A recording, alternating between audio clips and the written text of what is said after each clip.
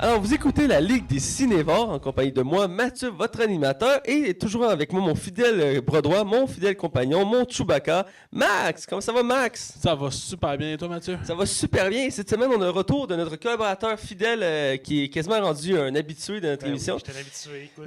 Hugo, comment ça va, Hey, Hugo? allô! Hey. Ça va super bien, à part un petit mot de genou puis de coude, ça va super bien. Tu t'es blessé, on sait tous. Et écoute, on est content de te recevoir. Ça faisait un bout que tu n'étais pas venu. Tu te faisais désirer, hein? Oui, effectivement. J'ai eu un empêchement à votre dernier épisode de venir, donc j'aurais aimé ça, mais... C'est correct. Tu te rattrapes aujourd'hui. En fait, c'est pas les 2 derniers épisodes, t'as eu un empêchement. Ça se peut fort bien. Ouais, ça se peut. Il me semble que c'est les 2 derniers épisodes. Donc, cette semaine, on parle d'un film de Netflix. C'est leur premier gros film qu'ils ont fait, le film Bright. 90 millions le film, hein? C'est pas rien. Et fait avec l'acteur principal, c'est Will Smith. On va en parler un peu plus loin. Et on parle pendant l'émission de Doc Nukem, de Zombies et de Dragons. Alors, si ça peut entendre, on va être du côté des chroniques. Les chroniques!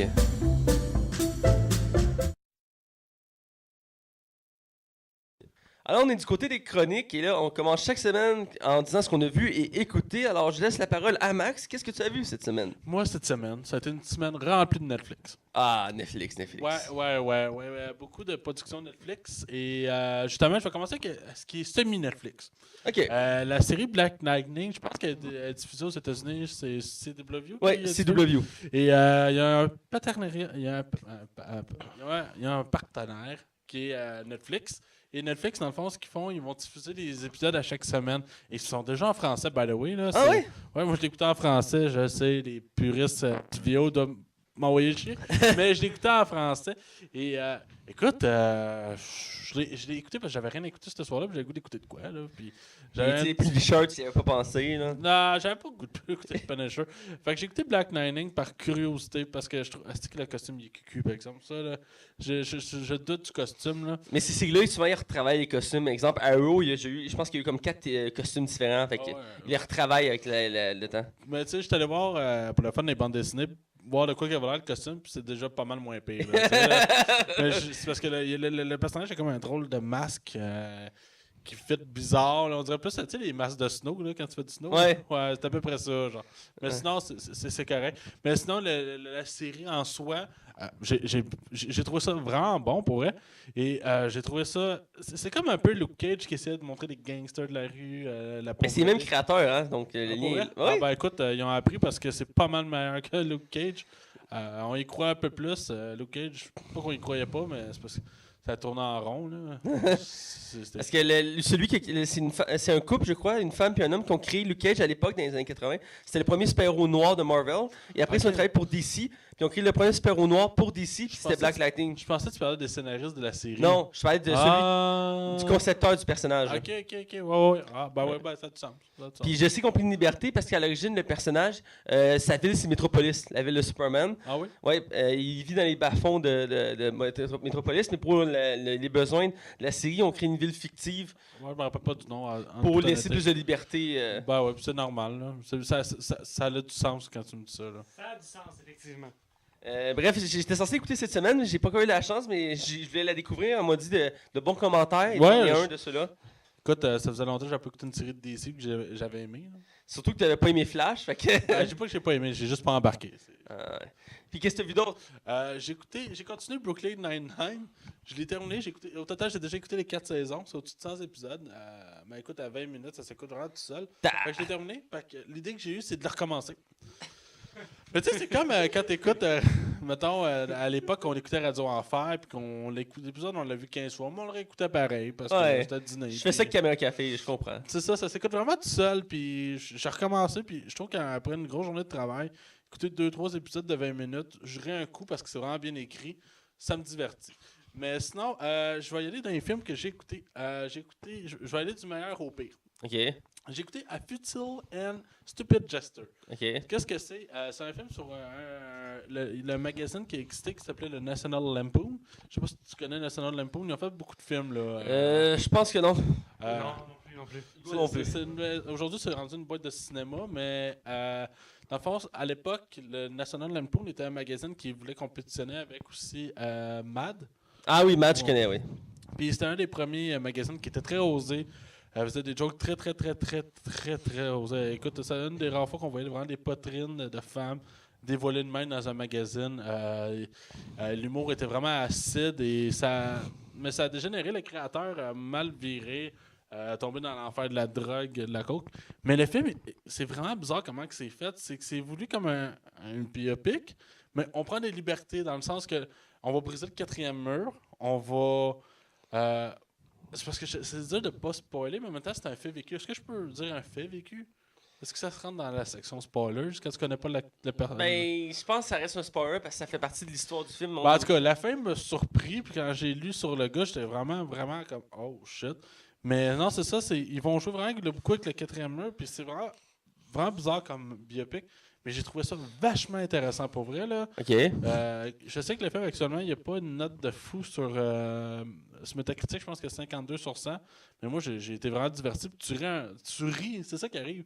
C'est tragique, en même temps d'être très drôle. C'est particulier. Oui, c'est vraiment particulier. Mais je le recommande franchement pour vrai. OK. Et sinon, je l'ai écouté tout à l'heure. Oh! C'est vraiment de la merde. Quoi? C'est épouvantable, ce film-là. Là. The Open House. C'est avec l'acteur qui a joué dans 30 Reasons Why. OK, ouais. Dans le fond, c'est un film mettant en vedette justement cet acteur-là. Et sa mère, malheureusement, il n'y a pas un gros casting. Et dans le fond, ce qui va arriver dans le film, c'est que le père du jeune garçon va se faire tuer d'un accident de char devant ses yeux. Alors, mais le père n'a rien légué à cette famille-là, puis il se ramasse avec rien. Et la sœur de cette femme-là dit « Venez aménager chez nous. Et je vais vous rester là en attendant, tu n'auras pas besoin de payer de loyer à rien. Mais la seule affaire qu'il y a, c'est que les dimanches, il y a du monde qui vient visiter la maison. Et fait que pas de problème, on va laisser la maison le dimanche, on va sortir de 10h à 5h, puis on va vous laisser ça. Bref, ce qui arrive là-dedans, c'est que c'est un suspense horreur.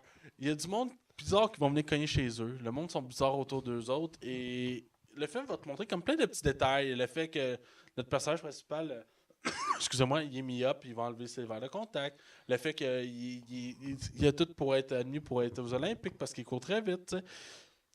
Mais ça apporte absolument rien au film. Ça ne donne aucun détail. C'est futile, ça sert strictement à rien. La fin, c'est une des pires fins que j'ai vues au cinéma depuis. Ah, écoute, c'était les 5 dernières années. Tu sais, des films qui te montrent, tu t'attends à un punch de fou ou au moins quelque chose où il y a un mystère. Mais que le mystère a raison d'être, non, c'est de la paresse scénaristique. C'est épouvantable comme film. Le film s'étire, il y a des longueurs, il n'y a rien qui se passe. C'est juste plate, c'est des jumpscares cheap as fuck. Ce film-là, actuellement, se fait ramasser par tout le monde. Et c'est absolument comprenable comment c'est futile comme film. Sérieusement, c'est probablement... Il est déjà dans mes navets pour l'année prochaine. Aïe, écoute, venant de toi, ça doit être un bon film parce que toi, t'aimes pas les films. Non, écoute, c'était vraiment mauvais.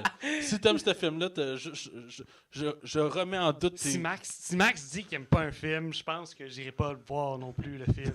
L'affaire, c'est qu'il aime aucun film, fait que ça aide pas. Non, mais si t'aimes ce film-là, je remets clairement en doute tes connaissances. Ah ouais? À ce point-là. Je pense que je vais l'écouter juste pour le... Oh ouais, je t'invite à l'écouter pour t'arrêter. Tu fais, hey, Chris, t'as de la merde. Je sais que tu vas être d'accord. Le pire, c'est que au niveau esthétique, si on parle au niveau photo, là, c'est beau. C'est bien, ouais. C'est beau. C'est pas ça le problème, c'est le niveau du scénario. Puis des choix, puis des... Non, c'est que c'est mauvais comme ça. Je vois que ça vient de chercher. On va changer de sujet pour que tu... Je fais juste un mini 20 secondes, puis je te jure après ça, on enchaîne. Je comprenais pas pourquoi le monde rageait autant de ce film-là. C'est que c'est comprenable. Ah, faut que j'arrête de sacrer, hein. Ouais. Ben, c'est pas grave, tu feras du montage. Ouais, tu vas comprendre ce que je dis. Alors, mais écoute, je serais curieux de te voir écouter Transformers 5, voir si tu vas avoir la même réaction. Je pense que tu seras encore plus en maudit. Ça se peut. Tu pèterais, tu frapperais dans les murs, là. C'est une vraie torture. Alors, on va aller avec Hugo. Hugo qui était bien silencieux pour l'instant. Ben oui. Mais c'est correct. Écoute, Hugo, qu'est-ce que tu as vu, toi, cette semaine? Ben, dernièrement, depuis une de mes dernières visites au podcast, j'ai écouté Conan le Barbare, la vieille version. Avec Arnold, là? Avec Arnold. Un classique, là. Un classique. C'est comme pas pire. T'as-tu déjà vu avant? J'avais déjà vu avant. Je me rappelais pas l'avoir écouté avant, mais au moment où j'ai écouté, j'ai fait j'ai déjà vu, mais je vais continuer à l'écouter. Je me rappelle plus comment ça finit. Je me rappelle pas s'il est bon. Il est-tu bon, ce film-là? Je dirais qu'il est pas mauvais. Là, il est pas mauvais.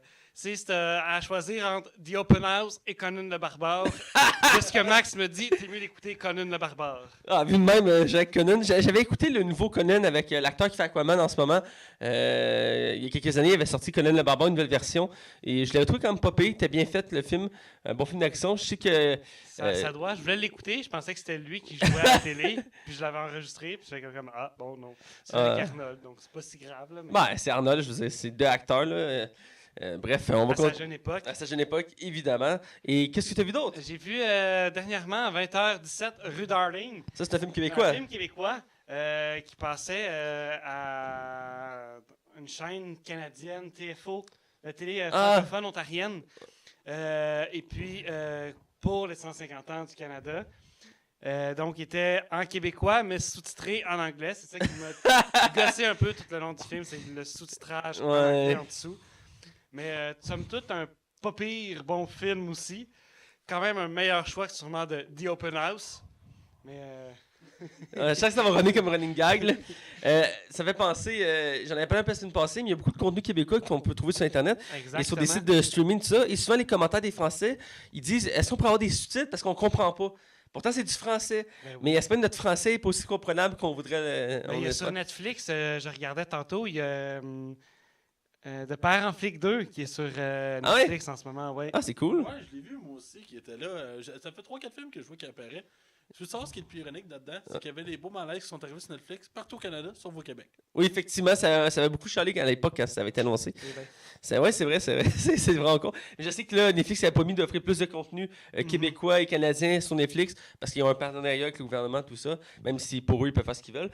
Bref, on va continuer. Qu'est-ce que tu as vu d'autre? J'ai vu, comme vous avez écouté, parler de John Wick 2 la semaine passée, au dernier épisode.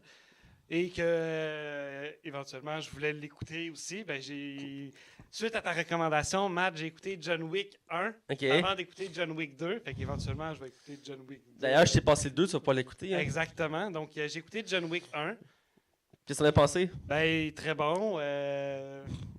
T'as aimé ça? J'ai aimé ça. C'est comme l'action qui... T'as reconnu un peu les décors de Montréal parce qu'il y a des scènes... Non, c'est dans le 2, c'est dans le 2 qu'il y a des scènes.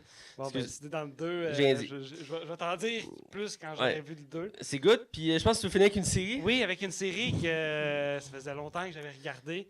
Que t'as recommencé. J'ai recommencé. Stargate, La Porte des Étoiles. Une des plus grosses séries de science-fiction. Une des plus grosses séries. Il me resterait juste à voir le film, le préquel qui amène à la série. Mais j'ai écouté Stargate SG1. Tu finis la première saison? Non, j'ai pas fini. Je suis peut-être rendu à moitié sur les 21 épisodes. Stargate, c'est quand même un marathon. J'ai regardé ça quand tu m'en avais parlé. La première série a 10 saisons. La deuxième en a 7. Et la troisième en a 3, mais elle a été annulée. Puis entre ça, tu as à peu près 8 films. Ouais, à peu près 8 films. Pour faire ton marathon complet. Fait que c'est une grosse franchise, Stargate. Puis ils ont déjà parlé à plusieurs reprises qu'ils aimeraient ça repartir de la franchise. Puis c'était très populaire à l'époque. Mais t'as parti aussi. C'est juste que ça se passe dans le temps. Là. Je pense que ça se passe comme dans le temps des pharaons même. Là. Ah ouais? Aux années 60. Ça débute au temps des pharaons. La préquelle, le film, débute à ce moment-là. Puis après ça... Parce que j'ai vu vraiment qu'il y avait quelque chose qui avait sorti l'année passée, le reboot de la série. Ah, j'avais pas vu, mais... Ou une nouvelle connexe. Je suis content parce que c'est une série que je me rappelle, je l'écoutais sur la ZTV puis je trouvais ça bon. Je te dis que la dernière série, la Stargate Universe, je l'avais trouvée moins bonne. Mais Atlantique puis la première, elle était très bonne. Puis il y a beaucoup de contenu puis elle avait réussi à se renouveler vraiment bien, même s'il y avait beaucoup de saisons. C'est la fin qui a un peu gâché tout, mais reste que c'est une série classique. Je pense que j'aimerais ça la réécouter. C'est sûr que c'est un gros marathon, mais si ce serait dans la série, je referais et je réécoutais. C'est quand même un pas pire marathon. Ouais, t'en as pour un bon bout. T'as quand même le premier épisode qui dure 1h30, mais après ça, toutes les... ouais, pour l'introduction, là. L'introduction. Ouais. Après ça, t'as tous les autres épisodes qui durent en moyenne 45 minutes. Ouais, parce que ça joue à télé, fait qu'il y a des pubs. C'est pas comme sur Netflix, des fois les épisodes durent 55 minutes. Les Cinéma Marvel, entre autres. Je pense que c'était tout. Ouais, pour l'instant, c'était tout. D'accord, fait que je vais finir le tour d'horizon avec moi. Moi, c'est pas autant condensé que vous, même si j'écoute mes séries habituelles, j'en parle pas chaque semaine, puis sinon ça vient comme répétitif et redondant. Donc j'essaie d'éviter d'en reparler tout le temps. Reste que j'ai vu 2 films que j'avais déjà vus, je les ai écoutés avec mes colocs, parce que il y en a un des deux ma coloc voulait écouter. En fait, j'ai écouté 2 fois avec elle, ça c'est Disons que c'était un peu trop. Avec Mais du linge? c'est le film Astérix et Obélix, Mission Cléopâtre. J'ai écouté 2 fois dans la même semaine. Une fois avec mes 2 colocs, puis à la fin de la semaine, ma coloc a invité une de ses amies, puis son amie voulait le voir, fait qu'elle a écouté avec son amie, puis j'étais là, fait que je l'ai écouté. Fait que, bref, je l'ai écouté 2 fois dans la même semaine, fait que j'ai ma dose pour l'année. Es-tu célibataire, son ami? Oui, mais pas mon genre. Oh. Ouais. Donc, Astérix Obélix, Mission Cléopâtre, le deuxième de la franchise des Astérix Obélix. Avec les acteurs, les vrais acteurs, pas le dessin animé. Important de préciser, merci Hugo. Et dans le fond, c'est le deuxième de la franchise. On se rappelle tous que. Ben, on se rappelle tous. C'est pas tout le monde qui sait que Astérix Mission Cléopâtre, c'est le deuxième. Le premier, c'est Astérix Obélix, c'est le Gaulois, qui avait fait en vrai. C'était beaucoup plus sombre, plus fidèle au comique. C'était pas Astérix contre César, le premier film? Contre César, je crois, oui. Et c'était plus sombre, plus fidèle au comique. Il y avait plus des acteurs qui ressemblaient aux personnages dans les BD.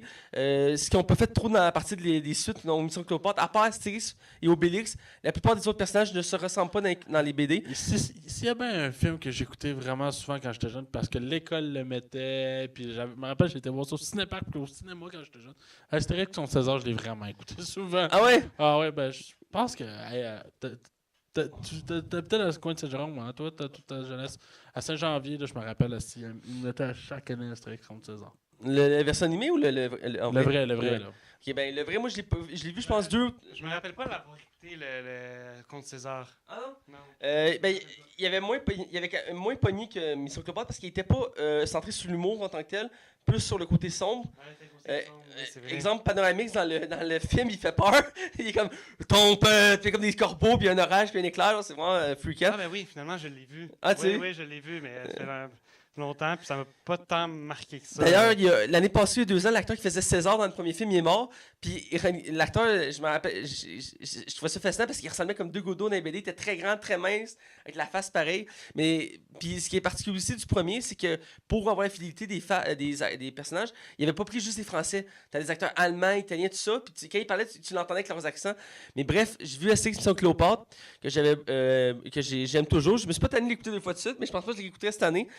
C'est très bon. Oh, ouais. Alain Chabat, il est un spécialiste de la comédie. Moi, je pense encore à la scène quand on est dans la pyramide, puis ça devient comme un dessin animé. Ouais. Là. Ah, ça, c'était bon. Puis il y a tellement de citations cultes. Moi, oui, en anime, là. Comme, ouais, c'est ça, le bout animé. Ils se font Il une bagarre avec de la potion, les deux. Puis, ouais, dans le ton. Le seul truc qui me gosse dans le film, c'est qu'ils font pas la chanson de le pudding à l'arsenic. Le pudding comme la chanson culte du film. Du dessin animé. Je suis d'accord, j'avais trouvé ça un peu poche, surtout Il que. y a fond-tu dans le film? Je me rappelle même pas. Dans le film, en vrai, non. Il fait juste donner le pudding. Il fait juste faire le pudding.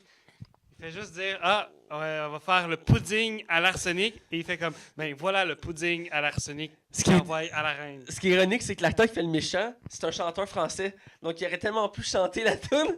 Je trouve dommage. Mais il reste que l'ensemble, le film est culte. Moi, une de mes citations préférées, j'aime ça la faire référence, c'est s'ils n'ont pas de chargement, pas de pierre, pas de pierre, pas de palais. Pas de palais. Ben, pas de palais. C'est tellement culte, ça me fait rire à chaque fois.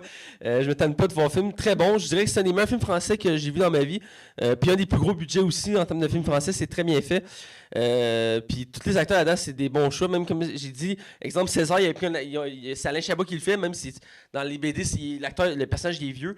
Dans la BD, dans le film, ils ont pris un acteur jeune, tout ça pour que ça cadre. Mais à part ça, le film est super bon. Pour continuer, j'ai vu un autre film que j'avais déjà vu, encore une fois avec mes colocs.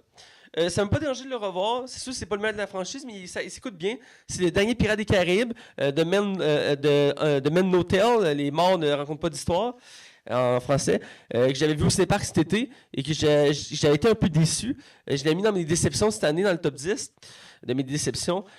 Parce que oui, j'adore voir Johnny Depp faire Jack Sparrow, c'est toujours très drôle.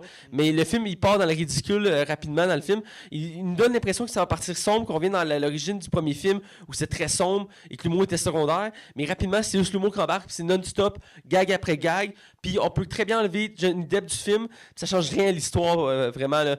Il faut juste qu'il rajoute quelques scènes, mais au final, le personnage il est très secondaire dans ce film-là, ce qui est dommage parce que c'est le personnage plus ou moins principal dans chaque film. c'était comme le guide qui reliait tous les bouts. Et là, c'est ça, j'ai un peu trouvé dommage, mais reste qu'en soi, c'est spectaculaire comme film. Les effets spéciaux, c'est toujours aussi fou. Puis leur spécialité, surtout des derniers films, c'est les scènes d'intro. La scène d'intro, quand ils volent la banque, c'est spectaculaire, c'est fou, j'en ris. J'ai adoré. C'est très absurde, en effet, mais c'est très bon. C'est juste le scénario qui est un peu chaotique. Ça me rappelait un peu dans le sens, le dernier Transformer, pour ce côté-là, que le scénario se tient plus ou moins, puis qui va dans des directions qui n'ont pas besoin d'aller. Puis qu'il y a des personnages qui font des réactions qui ne sont pas supposées. Parce qu'il y a plusieurs personnages qui ont été retravaillés, qui étaient dans les autres franchises, que là, ils vont dans des directions que tu trouves ça un peu moyen. Mais dans l'ensemble, c'est un bon film. Je dirais que le méchant, c'est des lacunes aussi, je pourrais ajouter. Là. Je ne ferai pas une critique, on va sûrement le faire plus tard. Mais dans l'ensemble, je dirais qu'ils n'ont pas réussi à remonter à la pente du 4 en tant que tel. Il est un peu mieux que le 4, mais pas sans plus. Un genre de méchant classique. Ouais, le méchant est très classique. Là. Très, très classique. Mais je pense pas qu'on va le critiquer parce qu'on l'a déjà fait. On l'a déjà critiqué? Oui, on l'a critiqué. moi, j'ai une mémoire de poisson rouge, je tiens à le préciser, donc ça se peut qu'on l'ait déjà fait puis je m'en rappelle plus. Je suis vraiment désolé. Ouais, on l'a fait la semaine après qu'on l'était allé le voir ensemble. Ok. Ok. Oh boy, ok. Mathieu, arrête la coke, ça te fait pas, là. Ah, mais arrête de m'en vendre, là. Oui, je sais bien, mais là, je vais te donner du Pepsi à la place, ça te fait pas. Ah, Hugo, il en veut, je pense. J'ai fait mon tour d'horizon. Je vais pas parler de toutes mes séries. J'étais censé parler de Black Lightning, mais j'ai pas eu le temps de l'écouter. Mais il y a une série que j'aime beaucoup en ce moment qui a réussi à. Je trouve que c'est. Réussi comment je ferais ça, un exploit. Dans le sens que c'est la série Agent of Shield, Marvel Agent of Shield, une série dans l'univers de Marvel, qui est rendue à sa 5e saison cette année. Et c'est une série qui. Ouais, 5e saison. Et c'est une série qui a eu de la misère. Les premières saisons étaient un peu chaotiques, je dirais. Et à plusieurs reprises, on avait l'impression que la série allait tomber annulée. Et finalement, non. Puis elle s'est améliorée à force des saisons. Et je dirais que la saison 5, c'est, à mon sens, ça date la meilleure saison, même si la 4e était très bonne. La saison 5 a réussi à atteindre un autre niveau. Et c'est dommage parce qu'il arrive à la fin, puis il y a des chances qu'elle soit annulée après la 5e saison. Parce que la chaîne qui la diffuse ne voulait plus la faire jouer après la saison 4. Puis c'est Marvel qui les a obligés. Je pense que c'est ABC, la chaîne. Et Marvel a dit non, je veux qu'on fasse une 5e saison. Puis ABC a fait ok, c'est bon. Mais il y a des chances qu'il soit la dernière. Je trouve ça dommage parce que là, il est rendu à un pic où elle maîtrise vraiment. Là. La série est à une qualité vraiment. Elle est dans le top en ce moment, dans le top 5, non, même pas dans le top 3. À ce moment, des séries super-héroïques dans les meilleures. Là. En termes de scénario, des personnages, les effets spéciaux, tout ça, elle bat la plupart des séries actuelles. Là. Puis c'est pas rien parce qu'il y en a beaucoup. Puis il y en a beaucoup qui ont du budget, là. Surtout les séries Netflix. Reste que Agent of Shield s'est démarqué grâce à, entre autres, sa dernière saison, mais celle-ci. Et j'espère qu'il va y avoir une 6e saison parce qu'en ce moment, c'est très bon. Et j'ai hâte à chaque épisode, ce qui n'était pas le cas à chaque saison. Il y avait des saisons que je laissais passer des épisodes, puis après, je les écoutais back-à-back parce que je trouvais ça pas intéressant. Mais je gardais espoir que ça allait s'améliorer. Surtout que la série se veut comme un lien entre chaque film. Parce que la série suit l'univers de Marvel, ce qui se passe entre chaque film. Et à chaque fois qu'il y a un film qui se passe, mettons Black Panther qui sort dans 2 semaines, ben, il va y avoir une répercussion dans la série. C'est-à-dire que dans les prochains épisodes, il va y avoir un lien avec ce film-là et ça a une répercussion. Avant, ce qu'il faisait, c'est qu'il y a des personnages qui allaient du film à la série. Ça fait une couple de saisons qui font plus ça, malheureusement, mais il y a des liens qui se font pareil. Parce qu'elle se détache de plus en plus des films pour avoir sa propre histoire, sa propre mythologie, si on peut dire. Mais reste qu'ensemble, la série est super bonne. Et elle vaudrait quasiment la peine de commencer soit avec la saison 4 ou celle-ci pour découvrir la série. Parce que ça vaut la peine. Il y en a beaucoup qui ont arrêté après la première saison en étant déçus ou moins excités que ce qu'ils pensaient. Mais j'encourage le monde à persévérer parce que c'est une série qui vaut la peine maintenant. C'est beaucoup amélioré. Un peu comme Gotham, que j'ai parlé il y a quelques semaines, qui a pris du temps aussi à partir puis que Max avait de la misère à écouter. La première saison était très chaotique, mais maintenant, il maîtrise pas mal bien le sujet. Quoique je dirais qu'il devrait finir la série bientôt parce qu'à un moment donné, il veut pas, faut que... Le but, c'est que Bruce Wayne devient Batman, donc à un moment donné, tu peux pas étirer ça indéfiniment, un peu comme Smallville avec Superman qui a étiré ça sur 10 saisons. À un moment donné, je peux comprendre que c'est un peu trop étiré, mais dans l'ensemble, c'est ça ce que je voulais parler. Donc, on va aller dans les nouvelles. Oui. Et je vais commencer avec Hugo. Oui. Hugo, tu as une nouvelle pour nous? J'ai une nouvelle pour vous. Pour ceux qui ont écouté les Mighty Ducks, la saga de 3 films avec... un entraîneur de hockey qui entraîne des jeunes hockeyeurs de la rue à monter éventuellement dans une série de hockey. Il y aurait une série de prévue. Une série TV? Une série télé de prévue qui se mettra en branle bientôt sur les Mighty Ducks. OK. Pour l'instant, c'est pas prévu pour 2019 ou 2020, mais ça s'en viendrait. Ok, c'est le fun. C'est le fun. T'avais-tu déjà vu cette franchise-là, toi? J'avais déjà vu, du moins, le premier film. J'étais en train de chercher pour voir peut-être les 2 autres films. J'avais en VHS dans mon jeune temps. Dans ton jeune temps. Tu sais, quand j'ai en VHS. Ouais, ça, c'est les cassettes, là, pour Les ceux... cassettes pour nos plus jeunes qui écoutent le podcast. Ouais. Donc, c'est pas mal ça. Mais j'ai aussi entendu une autre nouvelle à la radio cette semaine concernant la série Les Parents. Ah oui, j'en ai entendu parler, vas-y. Les Parents auraient été rachetés en Europe. En Pologne. En Pologne.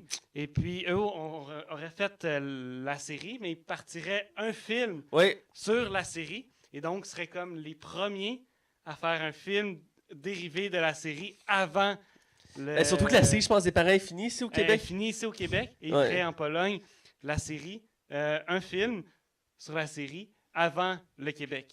C'est particulier. Mais je sais qu'en Pologne, elle a battu tous les records des séries TV et qu'elle est première dans les classements. Puis genre tout le monde aime la série là-bas. Genre en Pologne, c'est un succès phénoménal, Les Parents. Et ici aussi, ça a été un succès, tout ça. Je sais que c'est une des séries préférées à ma mère, elle avait beaucoup aimé ça, puis j'aimais ça. Ça joignait tous les types de publics parce qu'on suivait une famille, donc tu peux autant t'identifier à l'adolescent qu'au père, qu'à la mère, que tu sais. Puis tu voyais toutes les situations classiques de chicane familiale. C'était bien fait. Exact, avec tous les amis qui venaient, les grands-parents, le chum, la blonde. La mère poule, tout ça. Exactement. Non, la série est bien. Et là, ils vont faire un film. Je suis curieux de voir qu'est-ce que ça va donner. Je pense que je vais aller voir des images, voir comment ils ont transposé ça. C'est toujours curieux de voir comment d'autres cultures transposent nos choses. Je sais, exemple, que Les Beaux Malaises est transposé au Canada en version anglaise avec un humoriste canadien. Depuis cette année, je crois. Oui, et en France aussi. Oui, avec Franck Dubos. Franck Dubos. Ça aussi, je serais curieux de voir à quoi ça a l'air. Je pense que j'aimerais ça comparer. J'ai déjà fait ça, entre autres, pour un gars et une fille. J'ai déjà écouté les épisodes de la version française, voir les comparaisons. J'ai fait ça aussi avec une autre série, mais j'oublie le nom. Mais j'aime ça voir... Ah oui, Caméra Café, entre autres, j'avais fait ça. J'aime ça comparer l'humour, puis comment ils adaptent nos trucs, ou qu'on adapte leurs trucs. C'est intéressant, vu qu'on est une culture assez proche, mais en même temps très différente. Donc c'est intéressant de voir comment ça se déroule. Donc je vais continuer avec mes nouvelles, si Max me le permet. Parfait, Max me dit oui de la tête en pleurant. Donc, je vais continuer. Ma première nouvelle, c'est sur un des prochains films de Marvel. Après le prochain Avenger qui s'en vient bientôt, avant ça, on a droit à Black Panthers. Ça va être, je crois que c'est en 2019 qui sort, si ma mémoire est bonne. C'est Captain Marvel, le premier film super-héroïne qui va mettre en avant une super-héroïne de Marvel. Parce que d'ici, ils ont déjà Wonder Woman. Eux, ils n'ont pas attendu 4-5 ans avant de faire un film. Non, mais ils ont attendu longtemps pour avoir la qualité. Ah, ben ça, c'est toujours en cours de travail de construction. Mais là, on a le droit aux premières images du film. Et entre autres, du costume. Un des costumes, parce que c'est confirmé qu'il y a plus qu'un costume dans le film, de la super-héroïne. Le proto-costume qu'on appelle. Oui. Donc, le proto-costume, le costume de base, c'est un costume bleu et vert qui est très fidèle au premier costume de Captain Marvel dans les comics. Donc, j'ai aimé ça parce que des fois, ils vont dans d'autres directions quand ils font les costumes. Parce que si on voulait rester très classique, j'ai bien apprécié. On voit aussi les images de Nick Fury, joué par Samuel Jackson, qui avait été confirmé au casting. Et on le voit aussi avec ses 2 yeux. C'est un détail anodin, mais quand même. Ah ouais, c'est cool. C'est cool. C'est le film en tant que tel, il faut mettre en contexte, se passe avant l'univers actuel de Marvel. Donc ça se passe dans les années 90, je crois. Et c'est au début de l'histoire de Nick Fury puis de Captain Marvel. C'est comme la première super-héroïne qui dans cet univers-là existe. Et donc, avec Captain America, mais il reste que l'histoire là est intéressante. Les premiers images me donnent le ton disant que ça a l'air fidèle. Je sais pas si ça en a pensé, toi, Max. J'ai trouvé super beau son costume. Je trouve que ça me rappelait un peu le premier costume de Captain America dans The First Avengers. Ouais. Je trouve que non, sérieusement. Je sais qu'il y en a qui ont chialé. Il y a du monde qui ont bâché parce qu'ils disent que l'actrice n'a pas assez de fesses. Mais tant qu'à moi, je suis pas d'accord. J'ai vérifié. Il avait fait ça aussi avec Wonder Woman. Il disait qu'il n'avait pas assez de seins. Là. Ouais, Colin. Non, sérieux, il est beau son costume. C'est rare que Marvel ne fasse pas des beaux costumes. Là. Ah, c'est vrai qu'il se trompe rarement. Il y en a-tu un, mettons, qu'on pourrait dire qu'il était pas beau? J'allais dire le premier Hulk. non, mais tu sais, l'Incredible Hulk qui faisait partie de la phase. Son CGI il était vraiment à chier. Là. Mais le premier Hulk qui était à chier. Là, c'était dégueulasse. Lui avec le gars peinture en verre. Là. Pas gars, c'est en verre. Le premier film qu'ils ont fait dans les années 2000. Je sais que le costume était vraiment laid. Vas-y. Celui de Captain America dans Avengers. Ah ouais? Ah, c'est qui est affreux. On dirait un jouet. On C'est dirait- un jouet. Ah oui, mais même lui, il l'a dit. C'est vrai que, ouais. Ah, il est très, très, très, très La sain. plupart sont bien. Iron Man, moi à l'époque, j'étais ébloui par son costume. Ah oui, t'es calme. Thor aussi, il est très beau. Je pense qu'ils sont tous beaux. Je dirais que une de mes décisions, c'est toujours été Hawkeye. Parce qu'on décide de le faire très simple. Parce que Hawkeye, dans les comics, il a un costume mauve, tout au complet, avec un son gros masque. là, avec des épines dans les airs. Ouais. M'excuse, là. Mais il aurait pu le faire un peu plus moderne, mais à la place, on décide de faire quelque chose de plus simple. Il est tout noir, puis il y a genre une ceinture avec du rose dessus. Mais dans la version, je pense que c'est dans Age of Ultron, il y avait un manteau qui était plus mauve. Ouais. Fait que, tu sais, il avait commencé à mettre ses couleurs, mais je trouvais que lui, c'était lui qui avait le plus transformé. Ben, même Scarlet Witch, elle a pas un costume de fou, là. Elle a juste un. Mais ouais, mais ça, ils l'ont mis tout rouge, c'est pas mal ça son costume. D'habitude, dans les comics, elle a une robe. Le Spider-Man d'Andrew Garfield, Ouais. c'est pas le meilleur costume. Mettons, si tu le compares avec Peter Parker se fait piquer par une araignée, Ouais. puis il pige des toiles. Mais là, c'est C'est un gadget. Là, Andrew Garfield, c'est un gadget. Ouais, ben dans les comics, c'était ça à la base d'un gadget.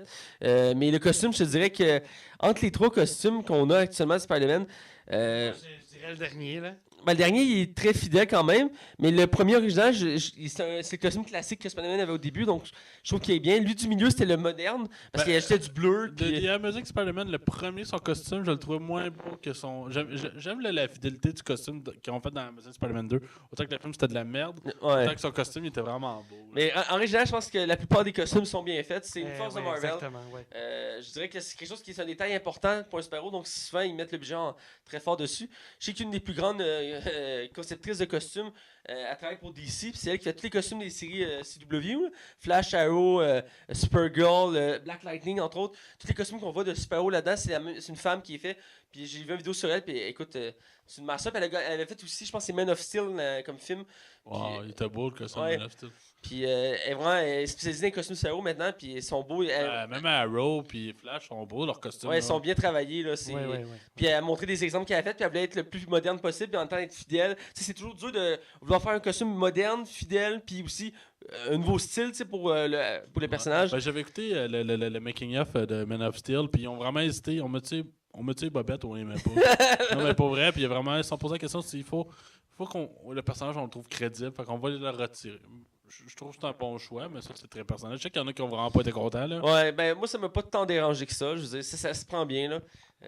J'ai pas remarqué, donc ça m'a pas dérangé probablement. Je vais continuer avec mes nouvelles parce que j'en ai quand Ouais, même vas-y. plusieurs. Ma prochaine nouvelle, c'est sur une bande-annonce d'un nouveau film de zombies indépendant qui sort avec Ellen Page. C'est de Curade. The Curd, excusez-moi, The Curd. Mon anglais ici en passe un peu, mais j'ai mes collègues pour me rattraper. C'est un film indépendant sur des zombies avec Ellen Page, connue entre autres pour la franchise X-Men, la première trilogie. Elle faisait Shadow Cat. En français, c'est. Pas Kitty Pryde? Ouais, Kitty Pryde. C'est la fille qui passe à travers les murs. Ah. Elle était très jeune à l'époque dans les X-Men. Elle a fait entre autres aussi Juno, un film que j'avais bien apprécié à l'époque quand il était sorti. Oui. Je pense que j'ai jamais vu ça. Moi, j'ai vu à la TV. Il joue de temps en temps à la TV. C'est un film qui s'écoute bien en après-midi, pluvieux. Je sais qu'il a gagné beaucoup d'Oscars, en tout cas. Je pense qu'il a même gagné le film de l'année. Ah ouais? Oh oui. Je sais qu'il est bon. Je me rappelle, j'avais bien aimé. Et entre autres, elle avait aussi un film de super-héros, un autre qui était bien en jaune et vert. J'ai oublié le nom, mais elle faisait une Ah, super-héroïne. c'était pas Super? Je pense que c'est ça, Super, ouais. Ouais, c'est James Gunn, je pense qu'il aurait dit ça. Parce Là, que je suis c'est ça que vraiment j'avais pas bien sûr. aimé. Parce que c'est une actrice que j'aime bien. Et là, elle va faire un film dans l'univers des zombies. Je sais que récemment, elle avait fait un autre film aussi. J'ai un flash. C'est où il testait la mort. Là. Il prenait Quelque chose? il prenait une drogue puis ça les faisait mourir temporairement. Là. Je sais que le film a eu des notes catastrophiques. Là. Mais la bande-annonce donnait envie, honnêtement. Là, quand tu regardais la bande-annonce, ça avait l'air cool comme concept. Un remake. Ah, c'est un remake en plus. Ouais. Je pense que notre critique avait quelque chose comme 19 sur 100. Là. Ah. Oh ouais. Ah, c'est dommage. La bande-annonce m'avait donné envie. Tu sais, pour dire que là, il y a un nouveau film dans l'univers des zombies, ça a l'air intéressant, ça a l'air très suspense. Puis ça a l'air un peu. Contrairement au film d'horreur qu'on a d'habitude dans les zombies, c'est comme graduel. Au début, la base a l'impression que les zombies apparaissent graduellement dans le film. Donc les gens s'habituent, puis ils vous disent qu'ils essaient de comprendre le problème pour le régler. Donc ça a l'air intéressant. Ça me fait penser à la série Fear of the Walking Dead, qui est une série spin-off à Walking Dead, qui était dans le même genre que s'il commençait, qu'il n'y avait pas de zombies, et tranquillement les zombies apparaissaient, puis les gens commençaient à comprendre l'ampleur du problème, puis commençaient à réagir à ça. Donc j'aime ce concept-là, parce que souvent, comme je disais, les zombies, les films on commence sont déjà tous là. Donc on n'a pas le temps de voir le concept des gens qui commencent à paniquer, tout ça. Donc ça a l'air bon. Qu'est-ce que ça a passé, toi, Hugo? Moi, j'en ai pas. de la bande-annonce qu'on a vue juste avant que l'émission commence, j'ai trouvé ça intriguant, intéressant. Ça donne le goût d'aller voir le film. Puis ça m'a titillé, ça m'a donné l'envie d'aller le voir. Toi, Max, qu'est-ce que t'en as pensé? Moi, je trouve que ça a l'air pas pire. Ça me fait penser un peu à. Quand ça s'appelait 40 jours plus tard? Ouais, 40 nuits plus tard. Il me semble que c'est 40 jours plus tard, mais. Ouais, ça me faisait penser un peu à ça parce que j'ai l'impression que ça va être long avant qu'on voit des zombies. Puis là, à la fin, on va comme manger une volée. Là. Ouais. C'est un peu le feeling que j'ai retrouvé, mais je suis intrigué, mais je vais être honnête avec toi, j'irai pas le voir au cinéma. Non, ben, ce serait pas le genre de film que j'irais voir au cinéma, mais je l'écouterais forte. Au moins qu'on me dise que c'est un chef-d'œuvre monumental puis Ben que oui. ça mérite d'être vu. Là. Non. Mais techniquement, il n'y a pas eu beaucoup de films de zombies qui peuvent se vanter d'être un chef-d'œuvre. Non, effectivement, les zombies, c'est toujours une thématique difficile à adapter. Parce qu'il faut que tu rendes des zombies crédibles qui font peur, tout ça. Il y a beaucoup de facteurs à prendre en compte. Malheureusement, exemple, les Resident Evil ont un peu perdu là, cette touche-là qu'il y avait au début. Les premiers films étaient vraiment bien faits pour les zombies. Après, ils sont juste partis dans l'action pure. Et on met plein de personnages, plein de zombies, puis ça tire partout. Puis c'est mauvais. on enlève un peu du scénario. Je trouve ça un peu dommage. On enlève un peu de scénario, je sais. Ben, je dirais la première trilogie de Resident Evil, il y avait un scénario, mais je dirais qu'après, le scénario est plus vraiment là. C'est juste on va d'une place à l'autre pour tuer des zombies, là. J'ai même pas écouté les deux derniers encore. Moi non plus, je veux même pas y voir. Je m'en fous pour elle. Ah, j'aurais aimé, parce que j'aimais la franchise. C'est une de mes franchises préférées de zombies puis de jeux vidéo aussi. Ben, moi, je suis sûr qu'ils vont rebooter ça. Là. Ouais, il y a du potentiel à faire avec ça, c'est certain. On dit que c'était censé être George Romero qui devait faire l'adaptation du jeu. Ouais. Du film, excuse-moi. Film, ouais. Et finalement, ça va tomber à l'eau, mais le film était basé sur le premier jeu. Et le but, c'était que ce soit un film d'horreur épeurant. Puis Capcom, qui s'occupe de Resident Evil, on dit « Ah non, on veut quelque chose de plus action. » Parce qu'ils savaient que les jeux s'en allaient dans cette direction-là, genre. Parce que je pense que quand Resident Evil, le premier film est sorti, je pense que pas longtemps après, Resident Evil 4 sortait, puis déjà, on savait que le jeu s'orientait plus action. Là. Ouais, que j'étais en train de refaire pour une 10e fois, hein. J'ai quasiment fini. Ouais, le 4, c'est un classique. Là.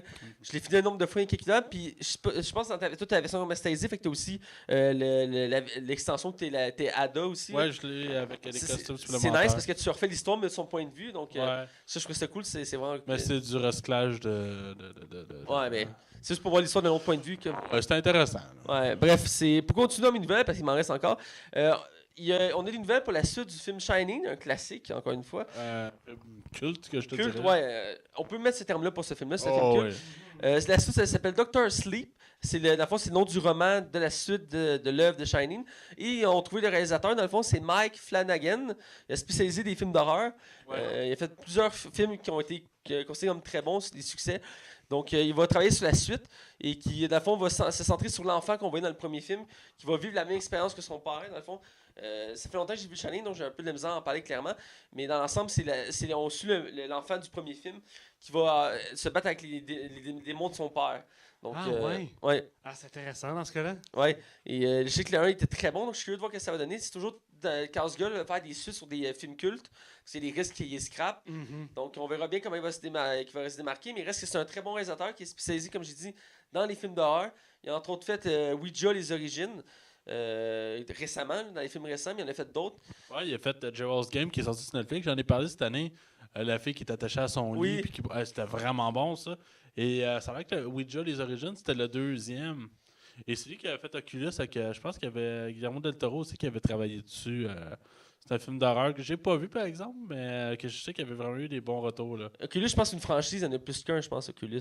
Ça se peut, là, mais écoute, c'est... Non, je pense que Oculus, c'est juste ça dans mes souvenirs. Ben, si tu retournes sur son Wikipédia, il y en a 2 qui portent le nom Oculus. En 2006. Oculus, chapitre 3. Bon, il y en a les... Ah ouais. C'est des séries, ça? Ah, c'est série. Ok, excusez-moi.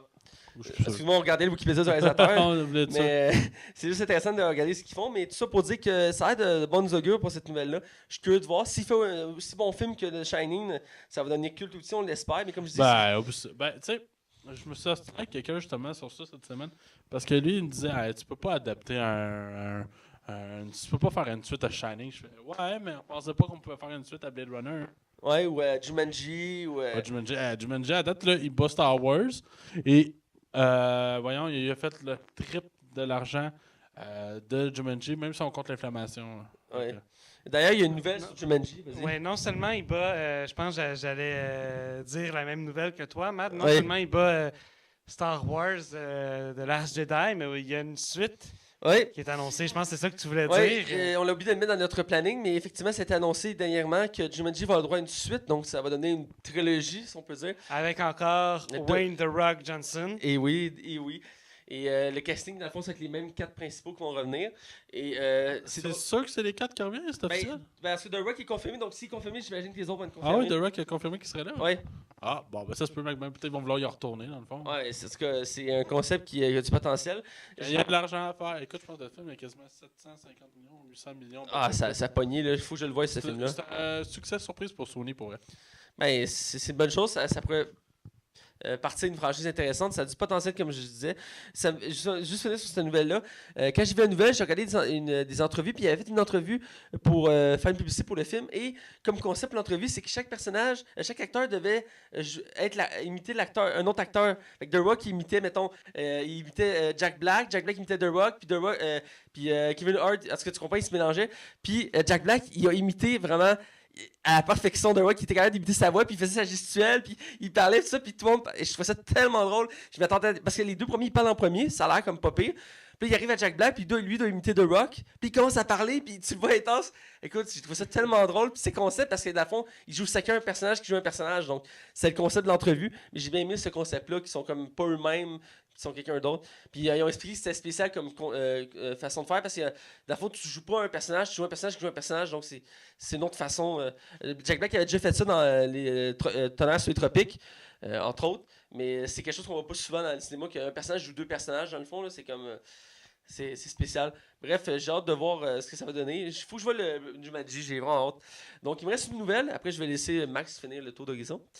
C'est le nouveau Mission Impossible, parce que oui, encore une autre Mission Impossible. À ce pareil, il y a d'autres missions. Une autre mission impossible. Ouais, après 5 missions impossibles, il faut croire qu'il y en a d'autres encore qui sont impossibles. Ouais. Jeu de mots. Moi, j'ai vraiment hâte, là. J'ai hâte, ben, c'est tous des succès, les missions impossibles. Toujours avec Tom Cruise. À part le 2. Tom Cruise, ok, parfait. Le truc, faut que tu parles dans le micro. Ouais. Donc, ça va être parfait, c'est Tom Cruise qui. Ouais, c'est qui Tom est encore Cruise. là. C'est Tom Cruise qui produit puis qui joue dedans. Et pour lui, c'est un de ses bébés parce qu'il travaille dessus depuis le premier film. Et, lui, il met du cœur puis il met vraiment du sien dedans. là. C'est pas juste au niveau de la cascade ou Ah. de l'acting. Il travaille dessus puis le produit, je pense même aussi. Là. Ouais, il produit, comme j'ai dit. Puis là, on a eu deux informations sur le film. D'ailleurs, la première chose, c'est le nom. C'est Mission Impossible Fallout, qui va être le titre du film. Ouais, c'est bizarre, mais ouais. Ben, on verra, ça doit avoir un sens. C'est un nom, là. Ouais. Aussi, l'autre nouvelle, c'est que c'est une image qu'on le voit qui est accrochée après un hélicoptère. Donc, un peu à la manière de l'ancien film qui était accroché après un avion. Là, c'est après un hélicoptère. Toujours plus. Next Step, ça, c'est une base. Ça va être après la station Comme spatiale. d'habitude, après un hélicoptère. Mais c'est vrai que c'est pas la première fois qu'il se bat dans un hélicoptère. là. Toujours, à chaque premier film, il était toujours comme je cours après un hélicoptère, je m'accroche après l'hélicoptère, je monte dans l'hélicoptère, je tue tout le monde et je pilote l'hélicoptère. Mais je trouve que l'émission Impossible réussit tout à se démarquer parce qu'il réussit à nous surprendre dans ses scènes d'action. Comme ce soit le 4, qu'on est il est accroché sur des vitres Ouais. sur une des buildings de Dubaï, et puis crime, ça donne vraiment le vertige. Ou justement la scène de l'avion dans le 5e, Ouais. où il va en dessous de l'eau puis il est limité dans sa respiration. Ouais. Puis que c'est une vraie cascade, c'est pas genre en plusieurs scènes, il l'a fait pour vrai. Ouais. Tabarnouche. Non, pour vrai, l'émission Impossible, au lieu de devenir de pire en pire, ils viennent de meilleur en meilleur. Genre, c'est comme Fast and Furious. Ouais. Ben, Fast and Furious, c'est à cause de The Rock. Là. Ouais, il y en a qui sont pas d'accord avec moi pantoute. Je me suis souvent sur Ouais. cette franchise-là. Là. Ben, tu sais, ils veulent faire rapidement jouer dans l'espace. On verra où le projet. Je suis down, man. Je vais voir The Rock qui une météorite. Je vois tellement contrôler une fusée. Là. Parce que c'est un peu intense. Ça, pour venir au sujet de Mission Impossible, j'ai hâte de voir. Je sais que dans le casting, il y a un grand nom qui s'est ajouté. C'est Henry Cavill. Ouais. Lui qui fait Superman en ce moment. Et qui a causé tellement de troubles Ouais, parce pour qu'à cause de ce Justice League. film-là, ça a coûté fucking cher à Justice League. Parce que dans ce film-là, il porte une moustache. Ouais, Mais ouais. il est en train de tourner ce film-là, puis il fallait qu'il refasse des scènes pour Justice League, mais il peut pas enlever sa moustache. Fait que par ordinateur, ils ont dû enlever sa moustache. Fait que ça fait sa face est dégueulasse dans le film. Ça a coûté fucking cher enlever ça par ordinateur. Ça- Tout ça pour un résultat mitigé. Ouais, c'est ça. Exactement. Donc, on va finir le tour d'horizon avec Max. Oui, mais dans le fond, j'ai quelques petites nouvelles. Dans le fond, il y a un classement qui est sur le site Ranked. Ok. Et sur ce site-là, ils ont fait le top 10 des méchants les plus populaire, de la culture populaire des 10 dernières années. Dans le fond, le plus méchant du cinéma. Excusez-moi. Et dans le fond, ça faisait des années et des années que c'était Darth Vader qui avait la place, tu sais. Puis finalement, il s'est fait battre par le Joker de Nolan. Mais non. Sur 45 000 voix, c'est le Joker qui a gagné. Il est officiellement le méchant le plus apprécié du cinéma. Apprécié, d'accord. Fallait dire que c'est les méchants les plus appréciés. Voldemort. Quatrième, j'aime ça. Là. moi aussi. Darth Vader, c'est justifié aussi parce que c'est Darth Vader. Ouais, Darth Vader, il mérite sa place. Hannibal, je m'attendais qu'il soit dans le top aussi. C'est des. Je vais énumérer rapidement toutes le top 10 des méchants. Vas-y. Le Joker en premier. Le deuxième, c'est Darth Vader. Le troisième, c'est Hannibal Lecter. Le quatrième, c'est le Voldemort. Le cinquième, c'est Freddy Krueger. Le six, c'est Jack Torrance de Shining. 7, c'est l'Empereur Palpatine dans Star Wars. Le 8e, Agent Smith de la Matrix. Le 9e, le T-800 de Terminator. Et le 10e, Magneto des X-Men. La question à savoir, c'est est-ce que c'est le vieux Magneto ou le jeune Magneto? Je serais porté à dire que c'est le vieux. Moi aussi, je serais porté à dire le vieux. Mais je peux me Il y avait plus de charisme pour le vieux. Ouais, je l'aime Michael Fassbender, mais en tout cas. Ouais. Sinon, une nouvelle qui m'a surpris et qui m'a fait rire beaucoup, mais que je suis down en maudit. Moi, il y a une licence de jeux vidéo que j'aime vraiment beaucoup. Même si le 4e épisode, c'est mauvais. Là. C'est mauvais, mais je l'ai fini 2 fois. Là. Hey, écoute, ça t'en Parce que l'humour me fait tellement rire, l'autodérision. Duke Nukem, qui est un personnage emblématique des jeux vidéo des années 80-90, et va être adapté, en tout cas, c'est pas 100% ça, mais serait adapté avec l'acteur John Cena ou le lutteur slash. Don Cena! Et Duke Nukem, dans le fond, est un gars qui se voulait un peu une parodie de Sylvester Stallone slash Schwarzenegger. Ouais. Et dans le fond, c'est un badass qui tue tous les extraterrestres quand il envahissent la Terre. Et écoute, il les écrase, il va lancer des platitudes tellement genre. Il y a une phrase qui fait Your face, your ass, what difference? C'est des phrases de même qui me font rire. Oui, une phrase que j'utilise encore des fois quand je suis un peu chaud avec des amis, il fait mes couilles sur ton menton, t'as l'air d'un dindon. Ça me fait tellement rire. Puis ça va être tellement. Mais le problème que je vois avec ce film-là, c'est que les plus jeunes ne connaissent vraiment pas Duke Nukem. Ouais. C'est vraiment un personnage qui a été effacé au cours des 20. Parce que le dernier Duke Nukem Forever a pris, je pense, 16 ans de développement avant d'arriver. Puis finalement, le film s'avérait être un échec monumental. Même si c'était les gars de Borderlands qui l'ont sorti finalement. Ouais. Le jeu. Ouais, le jeu. Fait que. Je suis sceptique. Ben écoute, je trouve ça nice que ce soit John Cena parce qu'il ressemblerait facilement au personnage. Oh, oui, c'est un bon casting. Là. Donc, à voir pour la suite, je serais curieux de voir. C'est sûr, c'est un projet, c'est pas la première fois que j'en entends parler. C'est une figure emblématique des jeux vidéo. Puis ça fait longtemps que je sais qu'il parlait de vouloir faire un film avec ce personnage-là. Donc, on verra bien pour la suite. Je suis curieux. Ouais, moi aussi. Dans le fond, ma deuxième nouvelle, c'est la troisième, excuse-moi. C'est le groupe, on appelle ça le collectif de réalisateurs, le Roadkill Superstars, qui ont sorti tout récemment Turbo Kid, qui est excellent. Il est un film franco-canadien. Il y avait un autre pays. En tout cas, bref, c'était un film avec Laurence Leboeuf. Ah, ok. Qui est une cousine éloignée à moi. Pour vrai? Ouais, pour vrai. Tu sais, Thérèse, Thérèse Lavallée. Ouais, je sais qui. Diane Lavallée. Diane Lavallée, ouais. Thérèse, son personnage. Diane Lavallée, je l'ai vu au funérailles de ma grand-mère. C'était une proche de la famille, mais qu'on voit pas souvent parce que elle a une vie. T'es un parent de Laurence Leboeuf. Parce que dans le fond, pour essayer de résumer, puis en étant en clair, c'est... Marcel, et donc Marcel Leboeuf aussi. Oui, Marcel Leboeuf par intérêt. L'idole d'Hugo, tout le monde le sait. Tu dis, j'ai jamais rencontré Laurence. J'ai jamais rencontré Laurence. Elle n'est même pas venue au funérail de ma grand-mère. Et moi, je trouve cette fille-là, oh my god. Moi, je peux pas rien dire. Là. Ah, je sais, les Chris. Mais dans le fond, pour expliquer, c'est la sœur, le frère à ma grand-mère, sa fille, c'est Diane Lavallée, et Laurence est la fille à Diane. Fait que, mais genre, j'ai juste rencontré Diane. Bref, je sais pas pourquoi je parle de ça.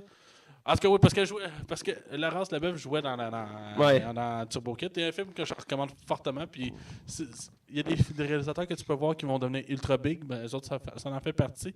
Et ils ont sorti justement récemment Summer of 86, qui actuellement à Sundance reçoit des commentaires ultra positifs.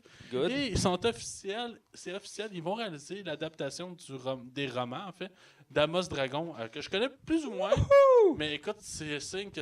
Moi, je vous jure, ce groupe-là va finir par réaliser un Marvel. Ça fait des années qu'ils veulent le faire. Et d'après moi, mais vous autres, vous êtes des fans de Monster Dragon, Ben, je comprends? moi, j'avais dévoré la franchise à l'époque de la première parce que là, il a parti une nouvelle série. Tu savais pas? Une nouvelle série encore? Ouais, il a fait, je pense qu'il y a comme 5 livres, je crois. Et ouais, il est parti une nouvelle histoire qui se passe après la première série de 12 livres, parce qu'à l'époque, c'était 12 livres. Et je les avais dévorés quand je les avais découverts. Et écoute, je disais ça, c'est tellement bon, ça mélange plein de mythologie. Et on sort un héros vraiment, il est vraiment intéressant à suivre. C'est pas un héros typique qu'on a l'habitude de voir dans les romans américains. Ouais, exactement. Il est vraiment unique dans son genre. Puis il y avait déjà une adaptation, je pense, en pièce de théâtre, un truc de genre que j'avais vu. En pièce de théâtre, Brian Perrault avait fait une adaptation en pièce de Ouais. théâtre à Shawinigan. Shawinigan, voilà. Et ça faisait des années, quand il faisait des conférences, qu'il disait « Ah oui, ça s'en vient, il va y avoir une série, il va y avoir un film. » Qu'il n'a jamais fait. J'ai hâte de voir. J'ai peur qu'on manque de budget ici au Québec pour faire un film qui vaudra la peine parce que il y a beaucoup d'effets spéciaux qu'on peut voir parce qu'il y a beaucoup de mythologie, donc beaucoup de magie. Ben, je pense que le but, c'est justement de vous montrer. Je pense le film va être en anglais à la base. Et d'après moi, le but, ça va être de l'exploiter vraiment de façon internationale. Là. Mais écoute, il va falloir vraiment j'ai pas peur des réalisateurs qui vont le faire. Mais j'ai un peu peur, moi aussi, de comment adapter. Je suis curieux si ça part. J'ai hâte de voir les premiers extraits pour voir ce que ça va donner. Moi, ça fait longtemps que j'avais hâte de voir ce projet-là. Parce que, comme j'ai dit, c'est une de mes franchises préférées. Puis si ça marche, j'aimerais ça. Sûrement que ça va ouvrir la porte à d'autres romans, comme mettons Les Chevaliers des Mondes, que ça fait longtemps aussi qu'elle parle, Anne Robitaille, qu'elle veut faire un film. Donc, ce serait intéressant, ça aussi. Ce serait malade, Les Chevaliers des Mondes. Le seul problème, c'est qu'il est rendu avec 32 livres. Fait que je suis pas sûr qu'elle pourrait faire 32 films, là, mais. Ben, on pourrait en faire une série. Une série télé, ce serait. Ça peut être intéressant. Tu sais, une saison, un livre, puis tu parles. Une saison, un livre, t'es malade, saison, un man. livre. Game of Thrones, le fond. Ouais, mais Game of Thrones, c'est des briques de 800 pages. Un Chevalier des Mondes, c'est genre 300 pages, puis c'est écrit pour les aveugles. Non, je suis capable de le lire. Je porte des lunettes, puis je suis capable de le lire sans lunettes. Ben, c'est Donc, ça, c'est quand gros. même assez gros. Voilà. Il n'y a pas tant de texte dans chaque livre, mais c'est l'histoire quand même assez développée. Mais oui, effectivement, ça peut être le même concept que Game of Thrones, ça se verrait bien. Je le verrais bien. Encore une fois, c'est une question de budget, parce qu'il y a de la magie et tout ça dans l'univers de. Puis surtout, c'est médiéval, donc il faut le décor, tout ça. C'est pas comme si ils tournaient ensemble à milieu de Montréal. Il y a beaucoup de séries qui sont tournées de même style à Montréal ou en banlieue. C'est facile de poser un décor, il est déjà là le décor. Tu veux faire quelque chose de médiéval, mais là, il faut que tu construis des bâtiments. Ouais. C'est plus de travail. Puis à chaque fois qu'il essaie de faire un truc du genre, souvent, c'est pas super beau résultat. Ou des films d'action aussi. Dès que tu mets de l'action dans un film québécois, une fois sur deux, ça marche pas. Exemple, le dernier Nitro, il est mieux que le premier. Il est mieux que le premier, mais en termes d'action, ça en manquait beaucoup. Là. Bref, ça pour dire que je pense qu'on a fait le tour des nouvelles. Ouais. T'as-tu une zone cinéma pour nous cette semaine? Oui, mais elle devrait être brève. D'accord, fait qu'on va dans la zone cinéma.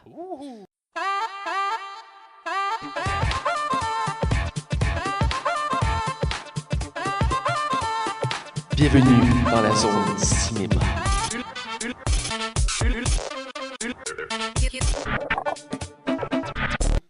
Alors, on est dans la zone cinéma, et là, cette semaine, Max, tu as un sujet pour nous.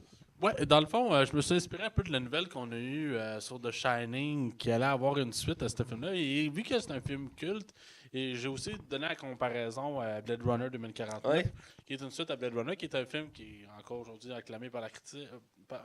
En fait, ils n'ont pas nécessairement été acclamés par la critique, mais ils ont été ils sont venus cultes avec les années. Et je me demandais, est-ce qu'on a le droit, est-ce que vous voyez ça d'un bon oeil de faire des suites à des films qui ne méritaient peut-être pas nécessairement d'avoir une suite? Mettons, je vais donner un titre d'exemple. Si mettons on décidait de faire une suite à Forrest Gump. Tu vois? Je suis pas sûr. Une suite à Forrest Gump, on a tout dit dans le premier film. Ouais. Dans le premier film. Dans le film. Ça va être la suite avec son fils. Ouais, écoute, il meurt. C'est pas comme si Forrest Gump mourait à la fin. Tu sais, Une suite avec son fils, mais ou juste qu'est-ce qui s'est passé avant ou. Non, pas avant, ça sert à rien. Il n'y a rien à voir. Forrest Gump, sa vie commence vraiment quand il est un adulte, dans le fond. Là. Mais comment il se fait pour avoir un fils, donc faudrait. Il couche serait pas avec. pire de le savoir. Il couche avec Ginny. Ouais, c'est ça, je pense que c'est Jenny. Je vois les souvenirs flous Il de est trop jeune pour comprendre c'est quoi la sexualité. Il vient Il vient à peine de découvrir ça. Il va Là. falloir que je réécoute, mais je suis pas sûr, moi, pour une suite, par contre. Mais c'était un exemple, mais je vois le genre de film culte qui pour une suite. Il y a une franchise que j'aime beaucoup, ça fait des années qu'ils parlent que les gens veulent une suite, mais que le réalisateur, il veut pas. C'est Back to the Future, Retour vers le futur. Oui. On va en faire un 4, mais moi, là, je pense En que... faire un. Mais Je pense que tout a été fait avec Retour vers le futur. Mais je serais porté à dire pareil comme toi. Je serais pas contre pour un 4e. Déjà qu'ils ont fait un 4e en jeu vidéo. Où ils retournaient à l'époque du Jurassic. Puis de la prohibition, entre autres, aussi. De la prohibition. Mais je serais pas contre. Ben, il y a moi le aussi. train qui existe là. Mais pas rien que ça. Quand ça fait au-dessus de 30-40 ans, c'est pas comme s'il avait été pressé de faire une suite tout de suite. Il y a eu le temps. Là, on a eu le temps comme Star Wars, quand on a eu l'épisode 7, ça faisait déjà au moins 10 ans qu'on n'avait rien eu. Fait que l'attente était là comme Avatar le 2, même si je comprends pas pourquoi il y a du monde qui attend ça. Écoute, ça va avoir pris 10 ans avant qu'on ait une suite. Fait que, il y a eu le temps d'avoir vraiment... Tu sais qu'à chaque grande photo, là, quand il en sort un, là, ça fait 5-6 ans qu'on l'attend. Est-ce qu'on est excité à chaque fois parce que ça fait tellement longtemps qu'on n'a pas eu un? Fait que, je pense que il y a des films de même, je pense que ça dépend de quoi, par exemple. Tu sais, mettons Fight Club, qui est pour moi un film... C'est un génie qui a réalisé ça tant qu'à moi. Faire une suite à ça, je serais comme ah non, on fait pas de suite à ça, mais pourtant il y a une suite qui existe en bande dessinée. Puis à cause que c'est un de mes films préférés, je me dis ah ouais, peut-être j'irai le voir s'il l'adapterait, tu sais. Fait que c'est touché, puis souvent on est portant à détester, mais écoute, comme Jumanji, on s'est fait une suite à Jumanji. C'est vraiment quelqu'un qui veut ça, puis finalement c'est un gros hit, puis le film est bon. Ben oui. Fait que moi je pense que plus c'est long, mieux que c'est. Mais quand il vient le temps de... C'est sûr que Forrest Gump, je ne ferai pas de suite à ça, tu sais. Pour sauver le soldat Ryan, encore une fois, pas sûr non plus, là, tu sais. The Revenge. Sauver le soldat Ryan 2. C'est quoi, faut que tu le sauves encore? T'as pas compris la première fois que c'est une cause perdue. Donc, j'avais pas de poignée dans l'eau, venez me sauver. Écoute, il y a tellement de possibilités, il y a tellement de films cultes que. Il y en a quelques-uns que j'aimerais. Il y en a qui ont fait finalement, exemple Indiana Jones, que là ils vont faire un 5e. Il aurait pu s'arrêter à 3 tout simplement. Moi j'aurais un reboot. Il avait pensé faire un reboot, entre autres avec Chris Pratt. Chris Pratt et c'était Bradley Cooper aussi qui était pensé. Mais finalement, si Harrison Ford. Je l'adore, Harrison Ford, parce que tout le monde aime Harrison Ford. Ouais. Tabarouette, il y a pas loin de 80 ans. Là. Ouais. Écoute, je comprends même pas qu'il a fait ouais, moi le faire. Star Wars, on savait qu'il voulait faire tuer le personnage probablement parce qu'il voulait plus en faire. Puis d'un, il était tanné, il aimait pas ça, Star Wars, lui, il l'a déjà dit. Là. Mais, je sais pas, hein. Écoute, là, on va voir pour le 5e qui s'en vient en pas long. C'est Titanic 2, il est cool, là. Il y en a un nouveau Titanic là, qui sort cette année. Là, on parle de bateau, là. On parle pas du film, là. Il y a un nouveau Titanic qui va être mis sur la mer cette année. Si lui est cool, on fait une suite? Ben, techniquement, il existe déjà un Titanic 2, le film. Oui, Hugo, tu m'aurais avec un regard.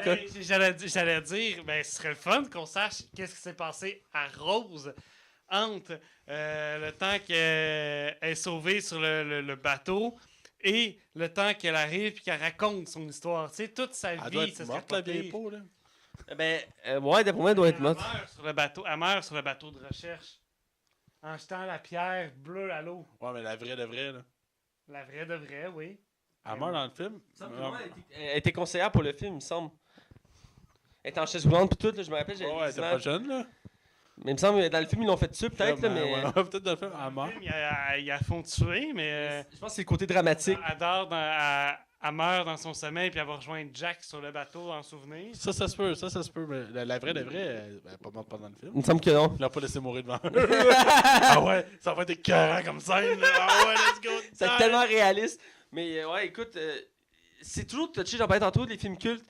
Est-ce que la vieille qui joue dans Titanic, c'est vraiment elle? Je sais vraiment pas. Comment faire la recherche? Écoute, je sais plus. Mais probablement que je le saurais. Je sais plus. Là, Hugo, je veux juste te rappeler qu'il faut que tu parles dans le micro quand tu parles, ok? Oui. Il faudrait me présenter un micro quand j'essaie de parler. Ouais, mais maudit paumé, achète-toi en plus. Non, mais. Ok. Est-ce qu'il y a un autre film peut-être qu'on serait game? Laisse-moi réfléchir une petite seconde. Il y a quelques films que c'est des classiques, mais la plupart, ils ont commencé à les faire. C'est un peu dur de trouver quelque chose. Ils sont partis cette année, dans les dernières années, de refaire des films, de prendre des films cultes et de faire des suites. Ou des remakes, ou whatever. J'aurais dit Jurassic Park à l'époque, mais là, vu qu'ils l'ont reparti... 4 fois à part de ça. Fait que... Ouais. Tu m'en poses une bonne, je cherche, j'essaie de trouver un classique. Tu sais plus, hein? Parce que les grosses franchises, On a du mal à chercher des films ou des... Ben, c'est parce que tout a été fait. C'est comme tout a été fait ou refait ou rebooté. Donc, Happy Gilmore 2. Slapshot 2. Il y en a déjà un, non? Happy Gilmore 2. Slapshot 2. Ouais, je pense que oui. Je suis pas mal sûr, même. Il classe la table. Ben, Happy Gilmore serait drôle comme concept d'en faire un deuxième. Genre, comme 20 ans plus tard, qu'est-ce qui s'est passé? Ouais, ben, ils sont aussi. Il y a beaucoup de films comme ça qu'on voit plus tard, comme mettons Blade Runner. On voit le personnage qui s'est arrivé plus tard. C'est un peu le même concept. Y a-t-il une franchise que vous continueriez, qui a fait des années qu'il n'y en a pas eu? Heure limite, ça fait longtemps qu'il parle en faire un quatrième. Je sais que Jackson en a parlé cette année, qui disait que le projet est toujours en vie. C'est une de mes séries cultes de films d'action, et surtout Jackie Chan, puis c'est mon acteur préféré. Donc j'aimerais ça avoir une suite de ce film-là. Surtout avant que l'acteur, parce qu'il a déjà dit qu'il ne veut plus faire de films d'action. Donc surtout avant que l'acteur soit capable de faire, de bouger, tout simplement, parce qu'il fait beaucoup, il est rendu plus spécialisé dans les drames maintenant. Donc c'est des qui demandent de moins bouger, de plus de dialogue. Ben, c'est sûr qu'à un moment donné, à force de te battre de même, tu sais, je veux dire, ses cascades, il les faisait pour elle. Fait que j'imagine qu'à un moment donné, le corps, il suit plus, là. Ouais, je vais prendre une pause. Moi, j'ai la misère à pas attacher mes souliers, ça a été soufflé. Fait qu'imagine lui, là. Il se casse 3-4 os par jour, c'est pas grave, on continue.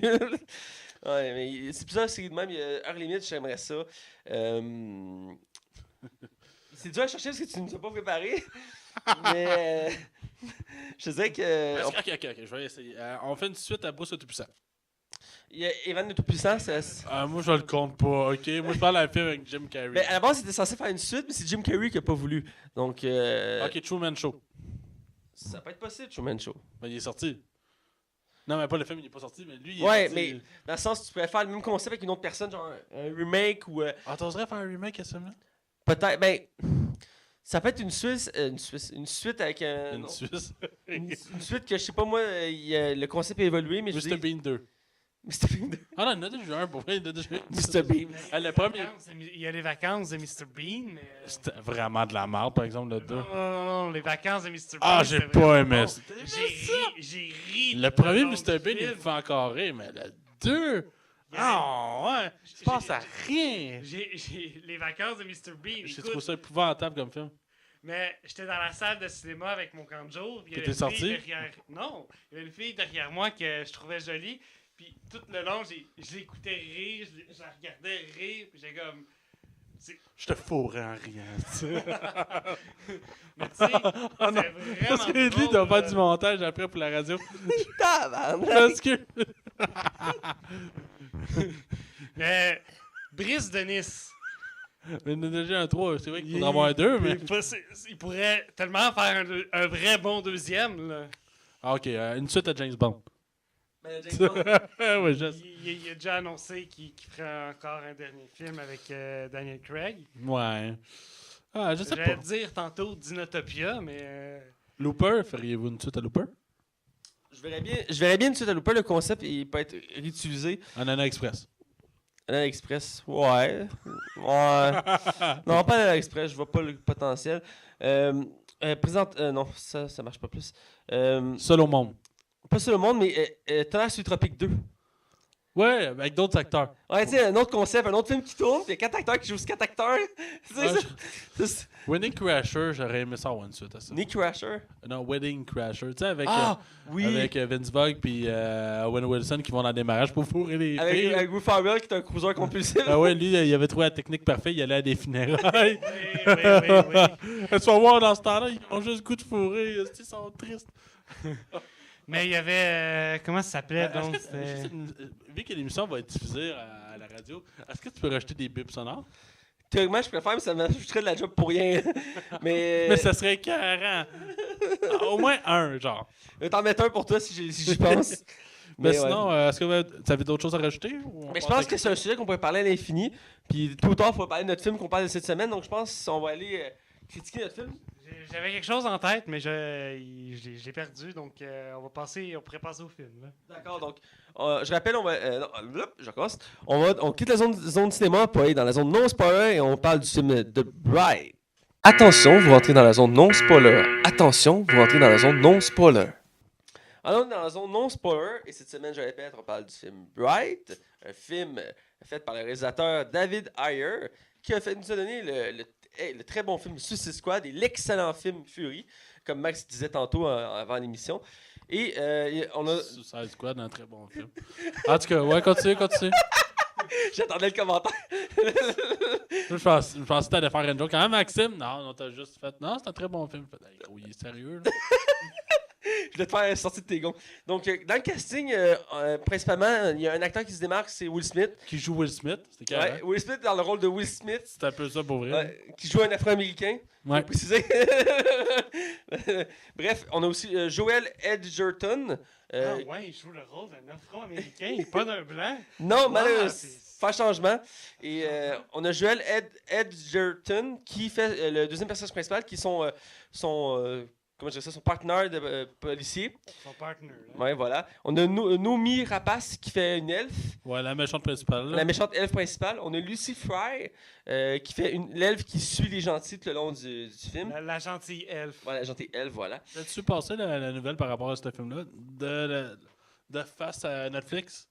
Netflix fait rarement ça, mais a défendu le film bec et ongle en disant que pour une fois, c'est les critiques qui comprenaient rien.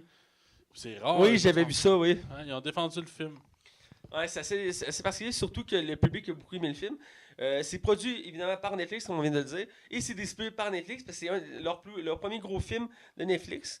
D'ailleurs, ils ont déjà annoncé un deuxième avec Will Smith, encore comme en rôle principal. Et si on va du côté des critiques, Metacritic a donné 29% d'avis professionnels, donc positif. Donc c'est très faible, donc on peut dire que c'est mauvais. Pour le côté professionnel, on le précise. Mais le public était plus au rendez-vous avec un 73% d'avis positifs. C'est haut, là. On voit que l'écart est assez énorme. Là. Oh, oui, non, c'est ça, c'est pas juste un 10%. On peut se poser des questions dans ce cas-ci. On voit que les professionnels sont pas capables de critiquer un bon film comme Bright. Il aime juste les films indépendants français, tu sais. Comme à Radio-Canada, que le gars qui fait les chroniques, c'est moi. On en parle souvent, Max et moi. Quand il n'y a pas Xavier Dolan au titre, là.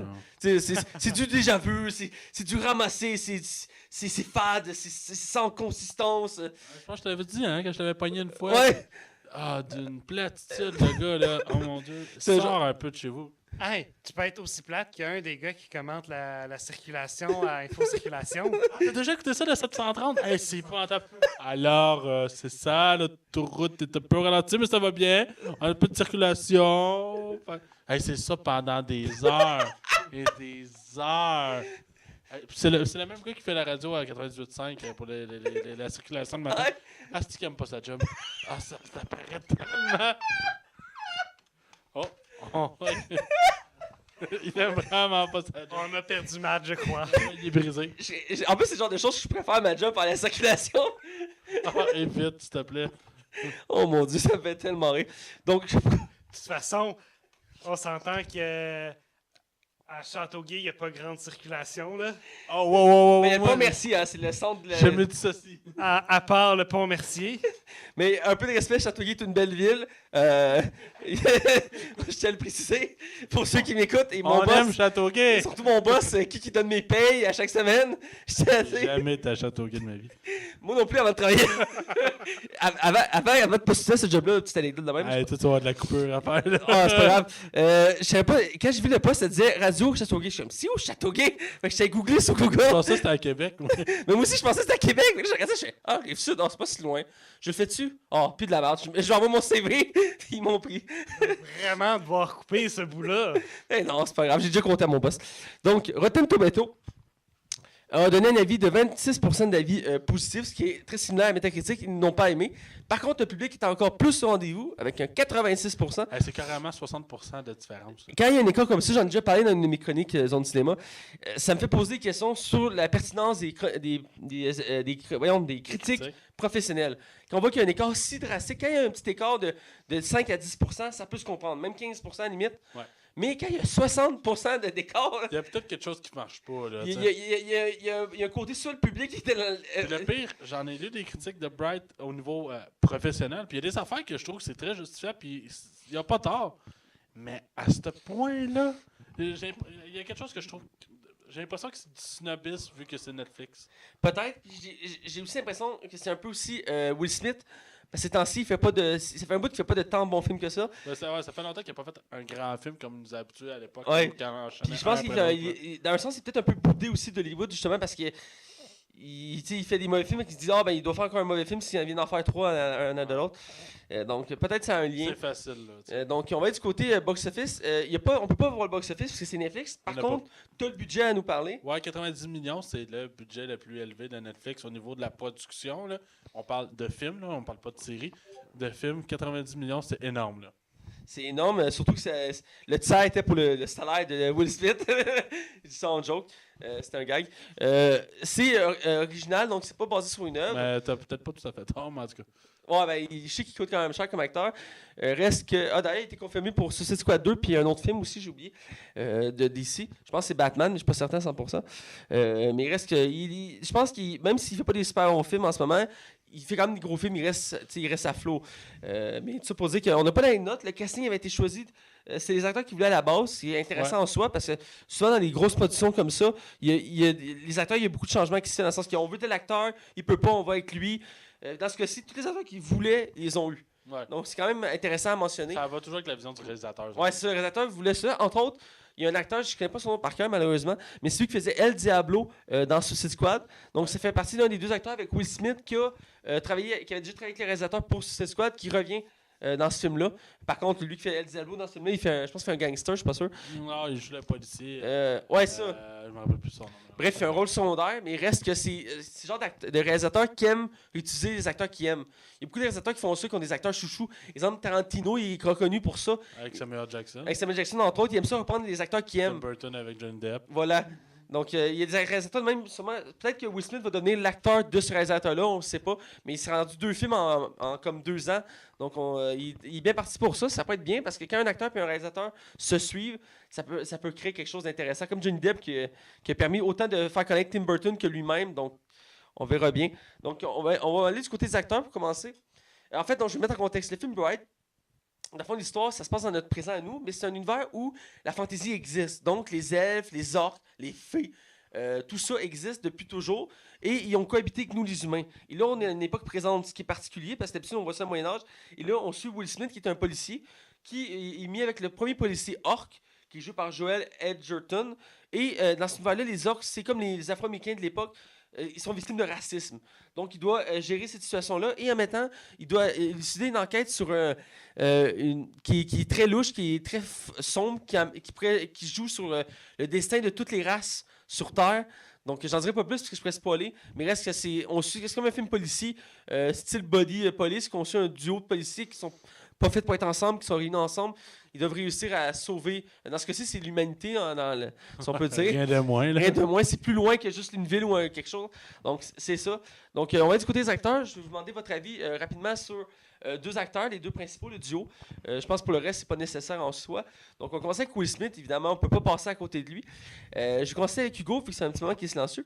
Hugo, qu'est-ce que tu as pensé de Will Smith dans le film? Ben, je trouve qu'avec tous les policiers qu'il y avait dans le film de blanc, avoir un policier noir et un autre policier qu'on voit plus tard aussi, un Mexicain. Oui. C'est le fun d'avoir tous les types de nationalités ou je vais dire le mot race qu'on a actuellement sur notre planète réunis et qu'ils ne se bâchent pas entre eux. Ils sont tous comme sur le même pied d'égalité. Sauf les orques.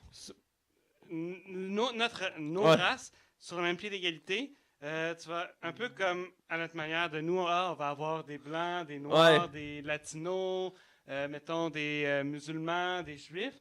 Là, on dirait que la même chose, Will Smith qui joue comme un humain normal, tous les humains sont sur le même pied d'égalité, tous les orques sont sur quasiment leur même pied d'égalité, etc. avec les autres races dans le film. Là, tu as Will Smith qui joue un policier et il n'est pas racé en tant que tel. Okay. J'aime ça. Ah, c'est bien, c'est bien. Toi, Max? C'est sûr que j'aurais répété ma blague. Will Smith fait du Will Smith, ouais. Mais il fait bien. Il fait bien du Will Smith. C'est ce que je m'attends de voir de Will Smith, puis pour ça je peux apprécier. Puis moi aussi, j'ai aimé le traitement du personnage. Écoute, sa femme est blanche dans le film. Ouais. Ça va pas longtemps, mais blanche. Et c'est vrai qu'à quelque part, au niveau des nationalités, tout le monde est à peu près à même égal, malgré qu'il y a des coins avec des cartels mexicains et tout ça. C'est ça, sa femme est blanche, il Mais est noir mulâtre, puis il y a une petite fille mulâtre. Ouais, c'est ça. Ça va super Puis bien. ils visent jamais entre eux à propos de leur couleur, de leur nationalité. Exactement. Les elfes représentent les noirs techniquement dans ce film-là.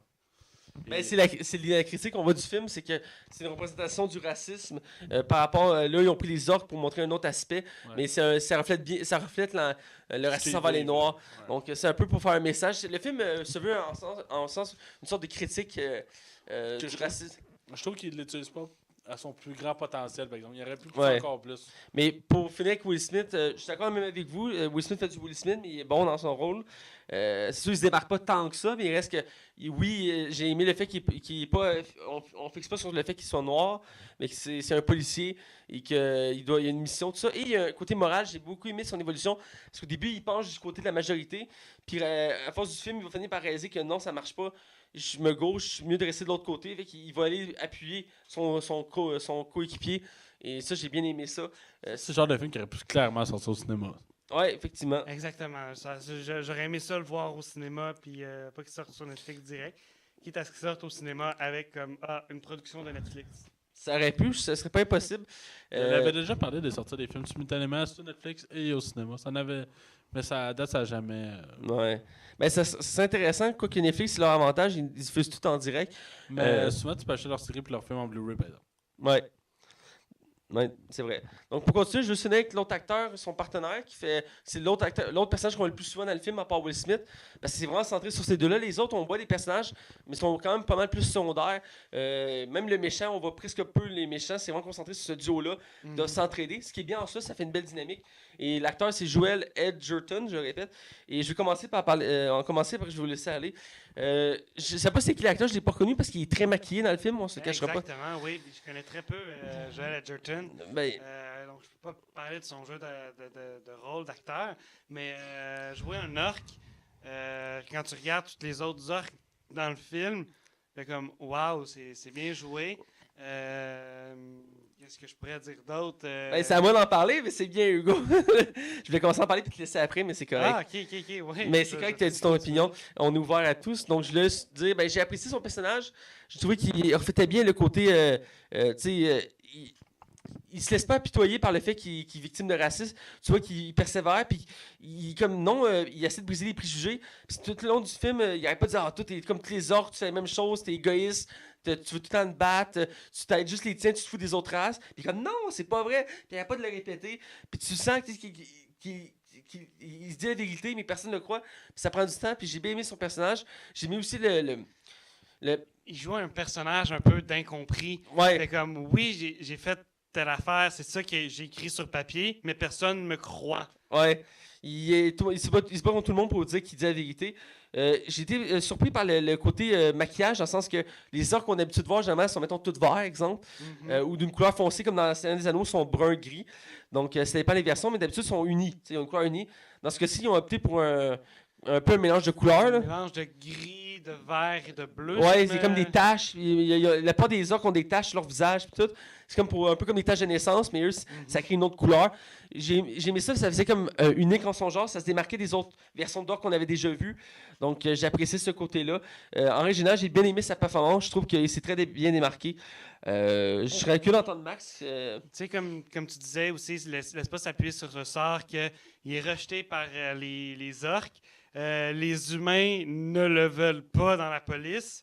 Et puis, lui, il fait comme, je continue ma vie. Moi, je voulais toujours être policier. Je vais continuer de l'être. Puis, peu importe ce qui se passe. Non, c'est vrai, c'est vrai. Écoute, moi, je pense que ça doit être vraiment difficile de faire un personnage quand t'es autant maquillé. Ah, c'est sûr. Écoute, le maquillage, il a l'air imposant, puis il a l'air faire chaud en tout ça. Puis, tu sais, il est habillé avec des manches longues, puis les prothèses sur le visage. Pour ça, par exemple, pour les acteurs qui font ça, c'est vraiment impressionnant. Bon, moi, l'avantage qu'ils ont, c'est s'ils jouent mal, pour vrai, ça paraît moins au niveau du visage. C'est un des avantages qu'il y a, puis c'est parce que ça n'a pas l'air d'être l'acteur le plus charismatique de l'univers non plus. Mais si on parle au niveau de son personnage, puis de la façon qu'il est interprété, moi, j'avais peur qu'il me tape ses nerfs ou qu'il fasse trop la victime. Puis finalement, c'est un personnage qui a quand même une complaisance et qui est capable d'aller au-dessus de ce qu'on aurait cru qu'il aurait pu on faut pousser le personnage. Il y a une réelle évolution du début à la fin. C'est vrai qu'il est très victimisé là-dedans. Oui. Mais je trouve que ça donne un peu. Il y a comme une bonne morale en quelque part. On a souvent vu ça, un film où que le personnage noir a la misère à s'intégrer, puis finalement, à la fin, tout le monde l'aime parce que tout le monde est hypocrite. Là. Ouais. Mais, non, sérieusement, c'est un personnage que je trouve vraiment. J'ai trouvé attachant. C'est ce qui rendait le film un peu moins. Il rendait le film plus léger, en quelque part, parce que c'était lui qui allait lancer comme tout le temps une petite touche d'humour, et sans non plus tomber dans le vulgaire ou dans l'humour qui tombe à plat. Et je trouve que c'est probablement le personnage le mieux écrit. Et je te dirais, un des reproches que j'ai à faire au film, c'est que j'aurais aimé qu'on mette plus d'emphase sur lui et non sur Will Smith. Et je m'expliquerai dans la section spoilers, mais ouais, mais sinon, j'ai apprécié. Ok, on va y aller avec l'appréciation du film. Et là, je ferai pas l'erreur 2 fois, je vais laisser Hugo commencer. Hugo, dis-nous ton impression du film et je précise, sans spoiler. Je répète, oui. sans spoiler. Je répète juste pour être sûr. Sans spoiler. Alors, vas-y. Sans spoiler, mon appréciation. Oui, du film, en général. En général, moi, j'ai bien apprécié le film. Je le recommande. C'est une critique de notre société actuelle. Oui. En partie aussi. D'un policier d'une autre culture, d'une autre race, que je vais dire, qui est engagé par la police. Un peu comme Zootopia. OK. Quand tu avais un lapin, puis que c'était le premier lapin qui était dans la police, à la même type que Zootopia, est une critique actuelle de notre société et que, voilà. Ah, je suis d'accord, c'est une belle critique de notre société. Je vais laisser Max continuer. Ouais, moi, dans le fond, l'appréciation du film, moi, j'avais hâte de ce film-là quand j'avais vu la bande-annonce il y a 1 an. Je me disais, ben écoute, ça peut être intéressant. Je trouvais ça même intriguant comme concept. C'est un concept qui a déjà été dit auparavant, mais je trouvais que celui-ci rendait. On l'appliquait plus, là. On mettait l'emphase sur le fait qu'il y avait la magie qui rencontrait la réalité. Et pour moi, à partir ça avait mon intérêt. Est-ce que j'ai apprécié le film? Oui, j'ai apprécié le film. Est-ce que c'est un chef-d'œuvre? Non, loin de là. Le film, il y a des défauts, clairement, mais il y a clairement de quoi faire. C'est un univers qui peut être clairement élargi. J'ai hâte d'avoir les suites. De toute façon, le scénariste, ça a l'air qu'il lui aussi été accusé d'attouchement et harcèlement sexuel. Alors, David Ayer va lui-même scénariser la suite, c'est quelque chose qui me rassure un peu plus. Peut-être le scénario de Suicide Squad. Ah ouais? Il a réalisé, mais je ne sais pas s'il l'a écrit. Là, ouais, je pense que je parle à travers mon chapeau. Ouais, je suis vraiment pas sûr. Je ne me mentionnerai pas, mais non, c'est ça. C'est un film que j'aime bien. C'est vraiment un bon divertissement. Est-ce que je vais le réécouter? Je vais être honnête avec vous autres, les gars. À moins qu'il y ait quelqu'un qui veut l'écouter avec moi qui ne l'a jamais vu, je le réécouterai pas. Par exemple, j'ai passé un bon moment. C'était un bon divertissement. Puis écoutez, là, pour une fois, je vais dire fuck les critiques là-dessus. Je trouve que je le vois comme du snobisme. Parce que c'est clairement un film qui se veut un divertissement avant tout. Oui, exactement. Puis, quand j'ai vu pour la première fois avec toi, Matt, Isma et Yann, quand on était chez eux pour l'écouter, ça a vraiment fait comme tu m'en as parlé. J'étais pas sûr d'abord de la façon dont on m'en avait parlé. Okay. Puis quand je l'ai vu, j'ai fait mais j'ai aimé le film. C'est une bonne critique de notre société. Et ça a fait une bonne critique de notre société, je trouve. Et j'ai comme fait. La façon dont tu m'en avais parlé, ça va être comme. J'étais comme pas sûr de vouloir l'écouter. Puis quand j'ai vu, j'ai comme fait waouh, un bon film, je le recommande. Je suis très d'accord avec toi. J'ai adoré, j'ai beaucoup aimé le film. Le concept à base m'avait beaucoup intrigué parce que j'aime tout ce qui est fantasy. Donc, quand il disait qu'il voulait faire un univers moderne avec les mythologies fantasy qu'on a habitué, les orques, les elfes, les fées, tout ça, je trouvais ça intriguant, ça faisait changement, ça faisait. Comment je faisais ça? Ça se démarquait des films actuels parce que souvent, quand on prend la fantasy, on la place tout de suite dans le passé. Ouais, c'est pas un concept qui a été full utilisé, là. Donc, c'est ça. Et donc, en le mettant dans le présent, je trouve ça original. Et j'ai mis l'histoire. Par contre, je dirais qu'il y a un peu de faiblesse côté scénario. Surtout le côté du méchant, qui est un peu nébuleux. Reste en ensemble, j'ai apprécié le film. Je suis pas d'accord avec les critiques professionnelles qui le calent autant. C'est un bon film quand même. C'est pas le film du siècle, en effet. Mais il s'écoute bien. Est-ce que je le réécouterais? Probablement quand le 2 va sortir pour me rafraîchir la mémoire, pour être prête pour le 2. Mais dans d'autres Ouais, moi, c'est peut-être à ce niveau-là. Là. Mais dans d'autres occasions, je sais pas le genre de. Mais surtout que Will Smith, c'est pas un de mes acteurs préférés en soi. Donc, généralement, la part de ses films, je les écoute pas. Il y a Je suis une légende, entre autres, que j'ai écouté plusieurs fois. Ouais, mais c'est un très bon film. Là. Mais à part ça, il n'y a pas tant de films de lui que j'ai écouté à plusieurs reprises. Moi, il y a les Men in Black. Oui, ouais, c'est vrai. Men in Black, j'avais oublié. La série French Air of Bel-Air, je l'ai vraiment écouté. Là, j'ai déjà écouté des épisodes quand j'ai refait mon anglais d'été, pendant l'été au secondaire, puis j'avais écouté mon anglais. Il me faisait écouter des épisodes, j'avais bien aimé ça, mais j'ai jamais écouté la série au complet de French Bear. Il y a vraiment beaucoup d'épisodes. Je pense qu'il y a 10 saisons. Là. Ouais, c'est ça qui avait fait connaître Will Smith, entre autres. Là. Ouais. Puis il y avait entre autres Donald Trump dedans. J'avais fait à un moment donné une chronique là-dessus à mon école. Il y avait un épisode que Donald Trump était invité. Ah ouais? Ouais, il venait avec son ancienne femme, puis il venait à un souper. C'est ironique et raciste. Ouais, ben, il a dit en conférence qu'il était la personne la moins raciste aux États-Unis. Là. Mais il a dit que. Tu penses que c'est quoi? C'est l'Haïti qui a dit que c'était un pays de merde? Il a dit les pays d'Afrique puis Haïti, c'est des pays de merde. Là. Oui, puis ça a été mentionné par beaucoup de monde. Là. Ouais. En tout cas. Ouais, c'est Donald Trump, notre président. Qu'est-ce que tu veux? Ouais. Bref, j'ai apprécié. Ouais, il va dans le problème nous conquérir, c'est une question de temps. C'est pour ça que je dis notre président. Il me plaît pas. il plaît pas à tant de monde que ça. Il y a moins du quart de la population américaine qui apprécie son mandat. Fait que, Il y a le 3/4 qui tripe dessus, genre. non, le 3/4 n'aime pas son mandat. Ok, bon. Il est parti avec un peu plus de la moitié. Il était genre 60% au début aux élections, puis il est rendu au moins en bas du quart.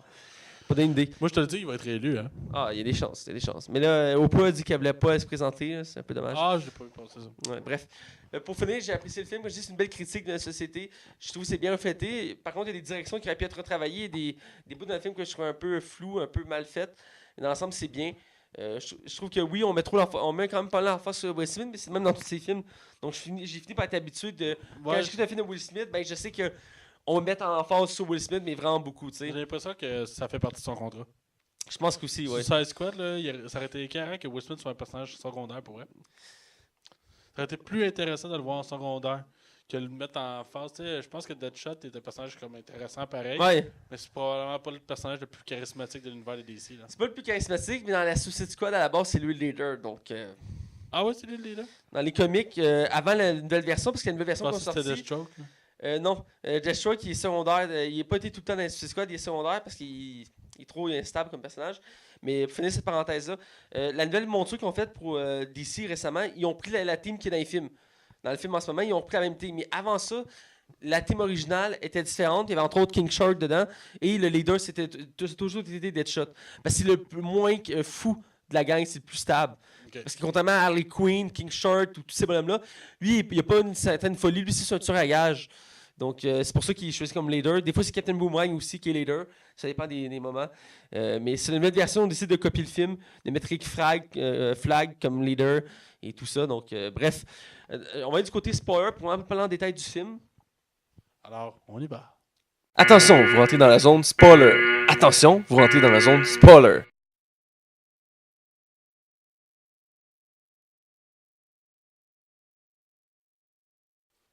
Alors, du côté spoiler, là, on va parler en détail du film, ce qu'on a aimé, ce qu'on a moins aimé, les scènes qu'on a appréciées le plus. Alors, je vais commencer.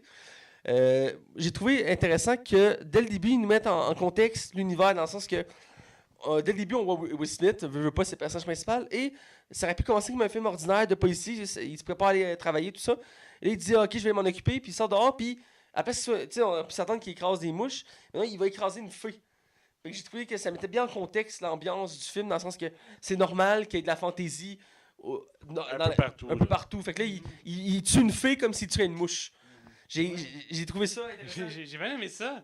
Qu'il tue une fée comme si c'était une mouche, puis il fait comme ah, voilà, j'ai tué une fée, c'est normal. C'est un beau contexte partir le film. Puis l'ambiance va se répéter tout au long du film. Je me rappelle, je ne sais plus à quel moment dans le film, mais à un moment donné, on voit une vue panoramique de la ville. Et si on regarde au loin, on voit un dragon voler. Ah, je me rappelle pas. Mais c'est vraiment subtil parce qu'on voit juste en haut à droite, puis il fait de droite à gauche dans la vue panoramique. Mais c'est secondaire, puis on le voit pas dans le film, dans le sens qu'il n'y a pas de dragon qu'on voit. Mais dans cette scène-là, ils ont mis un dragon dans le fond. Même si tu zoomes, je pense pas qu'il y ait des détails dessus. Non, ouais, c'est juste comme une ombre grise que tu vois à travers le ciel. Tu vois la forme du dragon se déplacer. Fait que c'est un beau clin d'œil aux fantasy parce que j'imagine que ça coûte cher de faire apparaître un dragon comme ça dans un film. Ça doit. Le clin d'œil comme ça, c'était pour montrer qu'il y avait d'autres créatures qui existaient dans cet univers-là. Entre autres, aussi au début du film, on voit un géant qui est en plein milieu de la rue avec l'épée. Là. Tu sais, Will Smith était tapé au début du film, mais allait arrêter un gars qui est comme. C'est un géant? Je sais pas si c'est un géant, mais c'est une espèce d'une autre créature fantasy parce qu'il est grand, puis il a une grosse barbe, puis il parle dans une autre langue. Oui, on va parler des gardiens. Ouais, c'est un gardien De la lumière. Ouais, je pense que c'est un GM, en tout cas, il est très grand, puis il a l'air sauvage, tout ça. Ça montrait d'autres aspects. Mais je vais arrêter de parler, je vais aussi parler aussi. Vas-y, Max, en premier. Parle-moi d'une scène que tu as appréciée, là. Une scène que j'ai appréciée, je te dirais, c'est. Tu me prends au dépourvu. Il y en a plusieurs en partant. La course-poursuite dans la bâtisse, où justement il découvre l'incident du crime, si tu veux. Et où que je vais en venir, c'est le moment que Will Smith apprend qu'il faut qu'il tue l'autre pour pouvoir survivre. Puis même si l'équipe de policiers, de toute façon, comptait tuer Will Smith. J'ai aimé le retournement de situation que Will Smith fait. Ok, ben là, je vais affronter l'autre, mais on se doutait bien qu'elle n'allait pas tuer son coéquipier, mais au moment qu'il s'est retourné puis qu'il s'est tué. Il faut mettre en contexte, il arrive, il dit est-ce que tu l'as vraiment laissé partir? Il est comme oui. Tu me dis la vérité, là. Il dit oui, je te dis la vérité. Parfait. Il se retourne, puis il descend tout. Parce qu'il sait qu'il peut se croire. Il sait qu'il lui dit la vérité parce qu'il peut pas faire confiance aux autres. Il sait qu'il ment les autres. Fait qu'il demande à lui. Puis il dit lui, je peux avoir confiance. Fait que si je peux avoir confiance en lui, c'est que les autres se trompent. Parce que j'ai bien aimé le côté. Il réalise son erreur, puis il va du bon camp. C'est une belle scène d'action. Toi, Hugo? Oui, j'ai aimé ça. Puis toute la scène avant aussi, quand il rentre dans la pièce, puis il fait comme what the fuck, qu'est-ce qui s'est passé là? Mais après ça, quand il demande des renforts, puis les renforts arrivent, il fait comme bon, ben il faut que tu fasses telle affaire. La baguette, ben, c'est nous qui la prenons. Puis après ça, il y a quelque chose qui m'a gossé, par exemple, c'est comment ils apprennent qu'il y a quelque chose qui se passe en ce moment dans la ville. C'est qu'il y a un gars, il y a un peu élu-berlu qui se promène dans la rue avec son épée, puis dans le fond, Will Smith puis l'agent Rodriguez, je crois, ils sont pognés pour l'arrêter. Et dans le fond, un moment qu'il se fait arrêter, et la prophétie va s'arriver. Là, t'as Lev qui est comme what the fuck, de quoi qu'il parle. Mais on dirait que c'est comme un élément déclencheur, mais comme. C'est cheap. Tu fais comme. C'est quoi cet élément déclencheur-là? Ouais, c'est quoi, qu'est-ce que ça vient faire dans l'histoire? Ben, je trouve qu'il y aurait eu probablement d'autres façons d'amener. La façon qu'on va savoir qu'est-ce qui va se passer dans le fond. C'est un peu comme à la Suicide Squad où que l'élément déclencheur, c'est à cause de elle qui voulait réunir une équipe. En réunissant l'équipe, elle a créé un méchant sans faire exprès. Fait que là t'es comme ok. Je ne reviendrai pas sur Suicide Squad, mais oui, il y a des affaires comme ça qui ont aucun sens.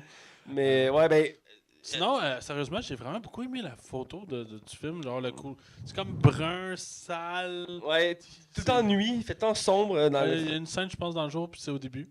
Genre. Je pense que c'est tout, puis après ça, il fait noir tout le temps. Ben, ça passe une course-poursuite qui se passe toute la nuit. Ouais. Et non, pour vrai, il y a vraiment des belles scènes. Puis les cascades de Noomi Rapace, où qu'elle est juste badass, puis elle détruit tout. Là. Ouais. Je trouve ça. Puis quand il trouve justement la corde de la fille qui est comme accrochée sur le mur. Visuellement, c'est impressionnant, là. C'est vraiment beau. Là. Ben oui. Et par exemple, je vais arriver à une scène justement qui m'a gossé. Qui est l'élu? Ben, c'est Will Smith. Puis ça, c'est une affaire qui m'a vraiment gossé. Je trouve que c'est comme gâche, c'est Will Smith, c'est sûr, parce que c'est Will Smith. Pourquoi? Parce que c'est Will Smith. Moi, j'aurais aimé ça, que ce soit son coéquipier à la plage, que je me son nom m'échappe. Mais je trouve que ça aurait été plus intéressant que Will Smith soit spectateur. Ouais, Jacobi, hein? Oui, t'as une bonne. J'ai vu ce matin. Ok. Ah, t'as écouté un matin, j'ai réécouté ce matin. Ok. Mais c'est ça, je trouve que c'est une des choses qui m'a gossé vraiment le plus. De tout le temps mettre l'emphase sur Will Smith, pourquoi que ça pourrait pas être Jacobi à la place? Tu sais, justement, on veut prouver que dans le film que le racisme, c'est mal, dans le fond. On nous prouvait à quel point c'est dégueulasse, puis qu'il y a une injustice, puis là-dedans, on laisse le personnage principal finalement avoir le pouvoir, tu sais. Que ce soit Will Smith qui se fasse tuer et c'est lui qui est ressuscité. Oui, ça m'aurait paru beaucoup mieux pour vrai. Ça pourrait être mieux comme prophétie. C'est des affaires que des films de Jackie Chan, ça arrive pas, tu sais. Mais La scène de la résurrection, je l'avais trouvée intéressante dans le sens qu'ils font un gag avec ça. Parce Je me rappelle plus. qu'il ressuscite, puis après, Will Smith, il niaise parce qu'il est genre lent, puis tout ça. Puis il est comme pas là, puis il dit c'est pas de ma faute, je viens d'être ressuscité. Là. Qu'est-ce qui s'est passé? J'étais comme, c'est rien passé. Ouais, c'est. Il fait, t'es bien, par après, t'es bien là, mais je viens d'être ressuscité. Mais tu sais, je pense que c'est quoi, il y a un moment donné, dans le film, il y a une des filles, le gars qui était bizarre, là, il dit que justement, il y a un seul homme sur 1 million qui peut. Une seule personne sur un être humain sur 1 million qui peut toucher la baguette. Une fois que j'ai trouvé intéressant, par exemple, c'est que les elfes, soit la classe supérieure, c'est les riches. Mais le côté, parce qu'à un moment donné, ils font un survol de la ville, et j'ai aimé le fait que le découpage des quartiers, dans le sens que les humains sont comme le quartier normal, correct, puis la classe moyenne, les orques, c'est genre les gangsters, puis qui vivent dans les ghettos. Les cartels, puis tout, là, ouais. Puis quand t'arrives dans le quartier des elfes, c'est genre le quartier riche, ils sont tous habillés propres, veston cravate, puis il y a juste des Lamborghini. Ouais. Mais j'aurais aimé en voir plus de ces quartiers-là, des elfes, là. Ouais. Mais probablement, on va voir une suite, fait que probablement qu'ils vont pouvoir y aller. Ouais. Mais j'aimerais ça peut-être, j'espère que Netflix va mettre encore un peu plus de budget puis qu'on voit des créatures qu'on n'a pas eu le droit. Là. Parce que ça serait vraiment intéressant de voir un dragon, justement, comme tu mentionnais, comme un dragon qui se promène dans les rues pour la prophétie. Je pense que ça pourrait vraiment être cool. Là. Ça serait cool. Des géants, d'autres trucs, des lutins, des... Il y a infini possibilités. Les possibilités sont infinies, comme tu viens de dire. C'est ça, les clashs, il y a moyen de faire de quoi, là. Mais parlant des elfes, j'ai beaucoup aimé leur esthétique dans le film. Je trouvais qu'ils se démarquaient du reste du lot parce que, oui, les humains, on est des humains. Les orques, il y avait un look particulier aussi. Mais toi, t'es comme trop parfait, hein? Ouais, les elfes, ils ont voulu les faire comme parfait. Ils sont tous beaux, lisses, les cheveux blonds, le regard perçant. Bien habillés, puis comme toutes les elfes, des oreilles pointues. Ouais. Puis ils ont toute une voix comme... Tu sais, ils ont comme une voix douce, là. Ouais. C'est comme... Même quand ils sont en colère, c'est comme... Je suis en colère. Un reproche que j'aurais à faire encore au film, par exemple, c'est il y a comme une redondance dans le film à un moment donné. Il va arriver une poursuite, ils vont se ramasser dans une place, on va encore attendre que l'élément déclencheur qu'ils vont pouvoir s'enfuir. Un autre élément déclencheur sont accompagnés à la même place, puis là, après ça, le récit continue. Il y a comme une redondance au niveau du scénario, puis je trouve ça bizarre. Pour donner une petite idée, c'est quand justement ils vont à la maison où il y a le crime, puis après ça, ils se ramassent dans une affaire de pompiste, de dépanneur, tout ça.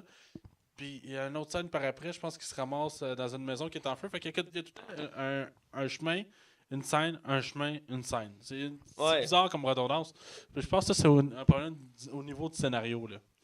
Ouais, ben, ça peut être une des faiblesses du scénario. Je dirais qu'une des faiblesses que j'ai remarqué aussi, c'est le méchant, le méchant.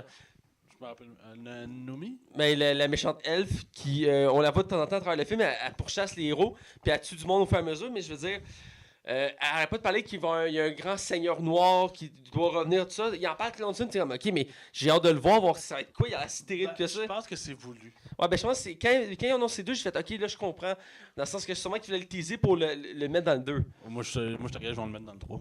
Peut-être bien aussi. À un moment donné, il ne faut pas étirer trop la sauce, Parce mais qu'il reste parle que... d'une trilogie avec ça. Parce que dans le 1, tout le long du film, il en parle. C'est la prophétie, on va libérer le Seigneur Noir. Il était là au début, il va réunir toutes les races, il va tuer tous ceux qui s'opposent à lui. Puis là, il n'arrête pas de le répéter, puis t'es comme OK. Puis t'as hâte de voir, puis à la fin, finalement, tu le vois pas. Parce qu'il pète le rituel pour pas que ça arrive. Parce que, à l'entendre parler, c'est quasiment la fin du monde. Là, ouais. Puis, en tout cas, ça, c'est tout ça un peu. C'est un peu moyen à la fin, mais je comprends, vu qu'ils veulent faire des suites, de l'utiliser. Je mentionné une fois. Je l'aurais pas répété. Ouais. Tu mentionnes une fois, juste parce que souvent, on va la retenir, cette phrase-là. Ouais. On va faire Oh, Chris, on l'a pas vu.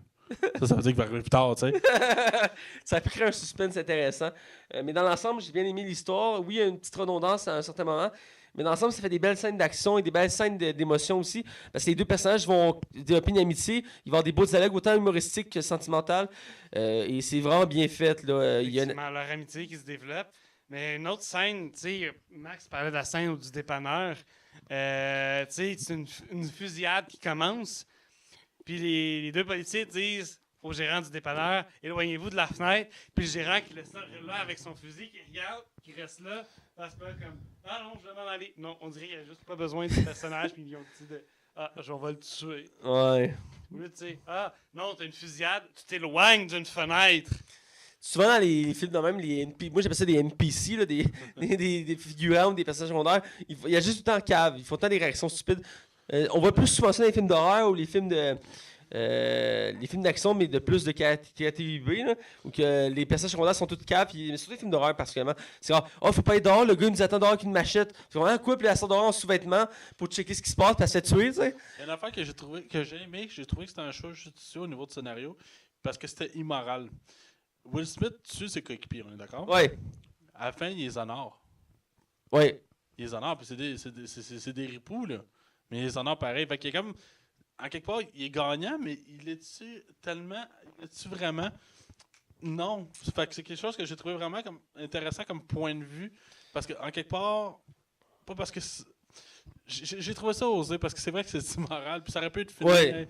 Tu sais, pour faire comme.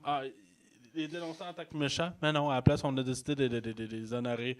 Je trouve ça audacieux. Ouais, il y a des beaux éléments. Je pense qu'on a fait l'ensemble des éléments importants. C'est quand même audacieux, mais tu sais, la version finale du récit, c'est comme. Ah, il a rappelé des renforts, ils sont morts parce qu'il a appelé des renforts, donc c'est des morts honorables. Mais c'est pas ça qui s'est passé, je sais, mais il n'y a pas le choix de les honorer parce que ils sont morts de façon honorable en service. Ouais. Selon la version officielle. Ouais, effectivement. Une petite scène cocasse à l'hôpital quand Will Smith est quand même menotté avec Jacobi à côté. Là. Finalement, c'est lui qui n'est pas menotté. Là. Ça donne une scène quand même relativement drôle.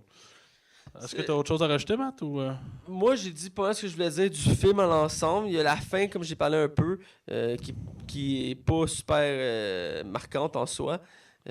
Mais dans l'ensemble, à part le fait que Will Smith devient l'élu puis il sauve tout le monde, mais dans l'ensemble, j'ai apprécié le film, j'ai adoré l'aspect, puis j'ai hâte de voir la suite. C'est un univers qui a un fort potentiel de développement, donc j'ai hâte de voir ce que ça va donner.